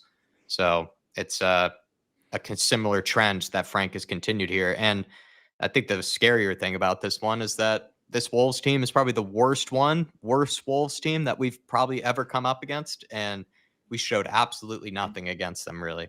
So No, that's another big worry about tonight. there's no excuses, artist here at the end of the day. Like, look, as Jack says, look, happy to rob a point. Absolutely. I didn't think I was going to walk away from this game with anything. Is it going to change my mood or my view on the performance or anything like that? Absolutely not. I completely agree with you. I said it before the game. I get it. Wolves, we've struggled against them. They've been a bogey team. But this is the worst Wolves side we've come up against. They are relegation fodder. They create nothing. They're piss poor. We made them look good today. We made Doherty look like a competent fullback in the first half. I mean, it's absolutely nowhere near good enough. No excuses. There's an opportunity. And the mad thing is, people look at us and go, why are you moaning? Because we do sit third in the table after that draw tonight. Like, we're still only 4 points off Liverpool. We're still not in a bad position in the league, and it's important to know that. And, I suppose the ability to be able to pick up the point tonight makes us look like puts us in a better standing position tonight than not taking that point. And I suppose that's the positive of it. But then players need to have a long, hard look at themselves in the mirror. There was a chance tonight to make a statement, push us into second, go and back it up against Leeds next weekend. Then you've got Villa, Everton, Chelsea, Arsenal, Man United, all these teams coming. All of a sudden you go in there with momentum. For me, I think the fact that we dropped points tonight, I think we're going to have a very tricky period coming up from usually things fall off around the end of October heading into November. I think we're in for a very few tricky months, especially because if this forward line can't break down a Wolves team, they're not going to break down better organised teams. They're just not. Yeah, no, hopefully we've said this before a million times though, because we said that last season because we had so many terrible losses last season and we kept sort of banking on hopefully there's going to be a quick response and a bit of a wake up call. But this is probably, I think, one of Frank's and this team's first big wake up calls. They got a point, but like they really shouldn't be, they should see this as 2 Oh, I points don't want to be dropped and a saying high massive. five I inch. think I think this has to be a wake up call to this team. You even think of, I know I keep droning on about that first half, but again, like, the fact that Kudus, I love the guy, but he misses like a point blank header right in front of the goal Yeah, line. And then even Lucas Bergvall had his best Matisse Tell impersonation, right? Where he's just swiping and missing fresh air. at a shot there. Xavi Simmons, right? A guy that everyone was clamoring to play through the middle, as the guy that can save this team, dropped an absolute stinker tonight. And as well as some other guys, that came on, Odegaard, Johnson, everyone in that forward line had an awful, awful game. I thought really, I think the midfield wasn't the worst, but they weren't necessarily great either. Jed Spence, he keeps posting people, putting them in his penitentiary, this sort of bullshit. Like after today, like, Jed Spence, I think, shouldn't really be holding his head very high. He did not take advantage of this opportunity on the right side. Had a Yeah. Pedro Porro. He was very negative. The only people that I'm sort of exempting would be Van de Ven and Romero, because I actually think they probably deserved a clean sheet, really, because it's not like they really carved out that many chances, Wolves, in this game. Vicario sort of gave away that goal, in my opinion, from the one that they actually scored. So the only people I really feel for tonight are the likes of Van de Ven and Romero. They probably deserve something more from. They did their part, especially Romero. Sometimes in possession, Romero was the only one carving out bits of quality to try to get us forward. Really, really poor from like we said it during the watch along. Pretty much everyone had a stinker. It felt like tonight, and so you hope that that's big warning signs for later on this season for them. It just looks so disjointed. It looked like honestly, it looked like Frank made 10, 11 changes there today. What I mean? It looks like some of these guys have never played together before.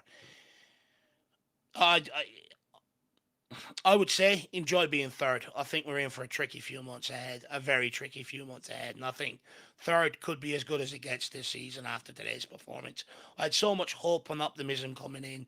The opportunity was there to show everybody that this Tottenham team have changed to a certain degree. Yeah, But after today's evidence, no, it hasn't. So, look, I don't even know what more to dissect. That everybody was shit, it's just even the shocking. Yeah, substitutions. It's just one of them. There's nothing to praise. It's just what more do we say about it? I think we've done the best job we can to sort of dissect it. I think we sort of, just to maybe round it up, I think there needs to be questions over Thomas Frank maybe tinkering with the options and the lineup way too much. Yeah. Not maybe playing the right players. If this was any other manager over the last few years, more divisive managers like Ange Postecoglou, Jose Conte, people would be all over it, all on their case. I don't think we should allow Frank to slide either. I think there's got to be questions, too much tinkering. I think also in terms of, the performance, I think we've got our answer today from Pedro Porro. That's why he plays down that right hand side. No one offers us what he can. He just opens up the pitch as soon as he came on. One long direct ball to us. All of a sudden they're under pressure. We win a corner kick. Jed Spence kept on passing it inside. Nowhere near good enough from him. We've also learned that Xavi Simons we're going to need to give him time to settle. People need to stop preaching this guy as the Messiah. It's going to take them a little while. So I think they're the things that we learned from today. And also, the main one, Papa Massar has to start. Yeah. I don't care. He has to start. He finds a way. Sorry, I've said this continually. He finds a way to contribute with goals and assists, no matter what people think of the guy. I know everyone loves Lucas Bergvall, but you think if Pop Matasar had that chance that Bergvall did, you wonder if Pop Matasar just buries that into the back of the net. He's just that sort of type of guy. Completely agree with you there, Dave. And I think we'll end this off with Johnny Barrett just summarizing how Dave and I feel about this. This is why it's not a lot of there's just not a lot of nuance, I think, in reading this game. I'm going to say what Johnny Barrett says. Worst game of the 25-26 season so far. Shocking standard. It's Spurs versus Wolves. Completely agree, man. I think that's just why it's hard to really go on and on and on. Just felt like one of the worst games we've seen this season, and hopefully it is the worst that we'll see this season. Yeah, touch wood. Well, everyone, we will catch you very quickly for, of course, Bodo Glimt on Tuesday night, I believe. So it's a quick turnaround for that game, traveling up to the Arctic Circle. You hope to get a response from the Spurs team. Really hope that, because I think this was a big wake-up call for Frank and everybody involved.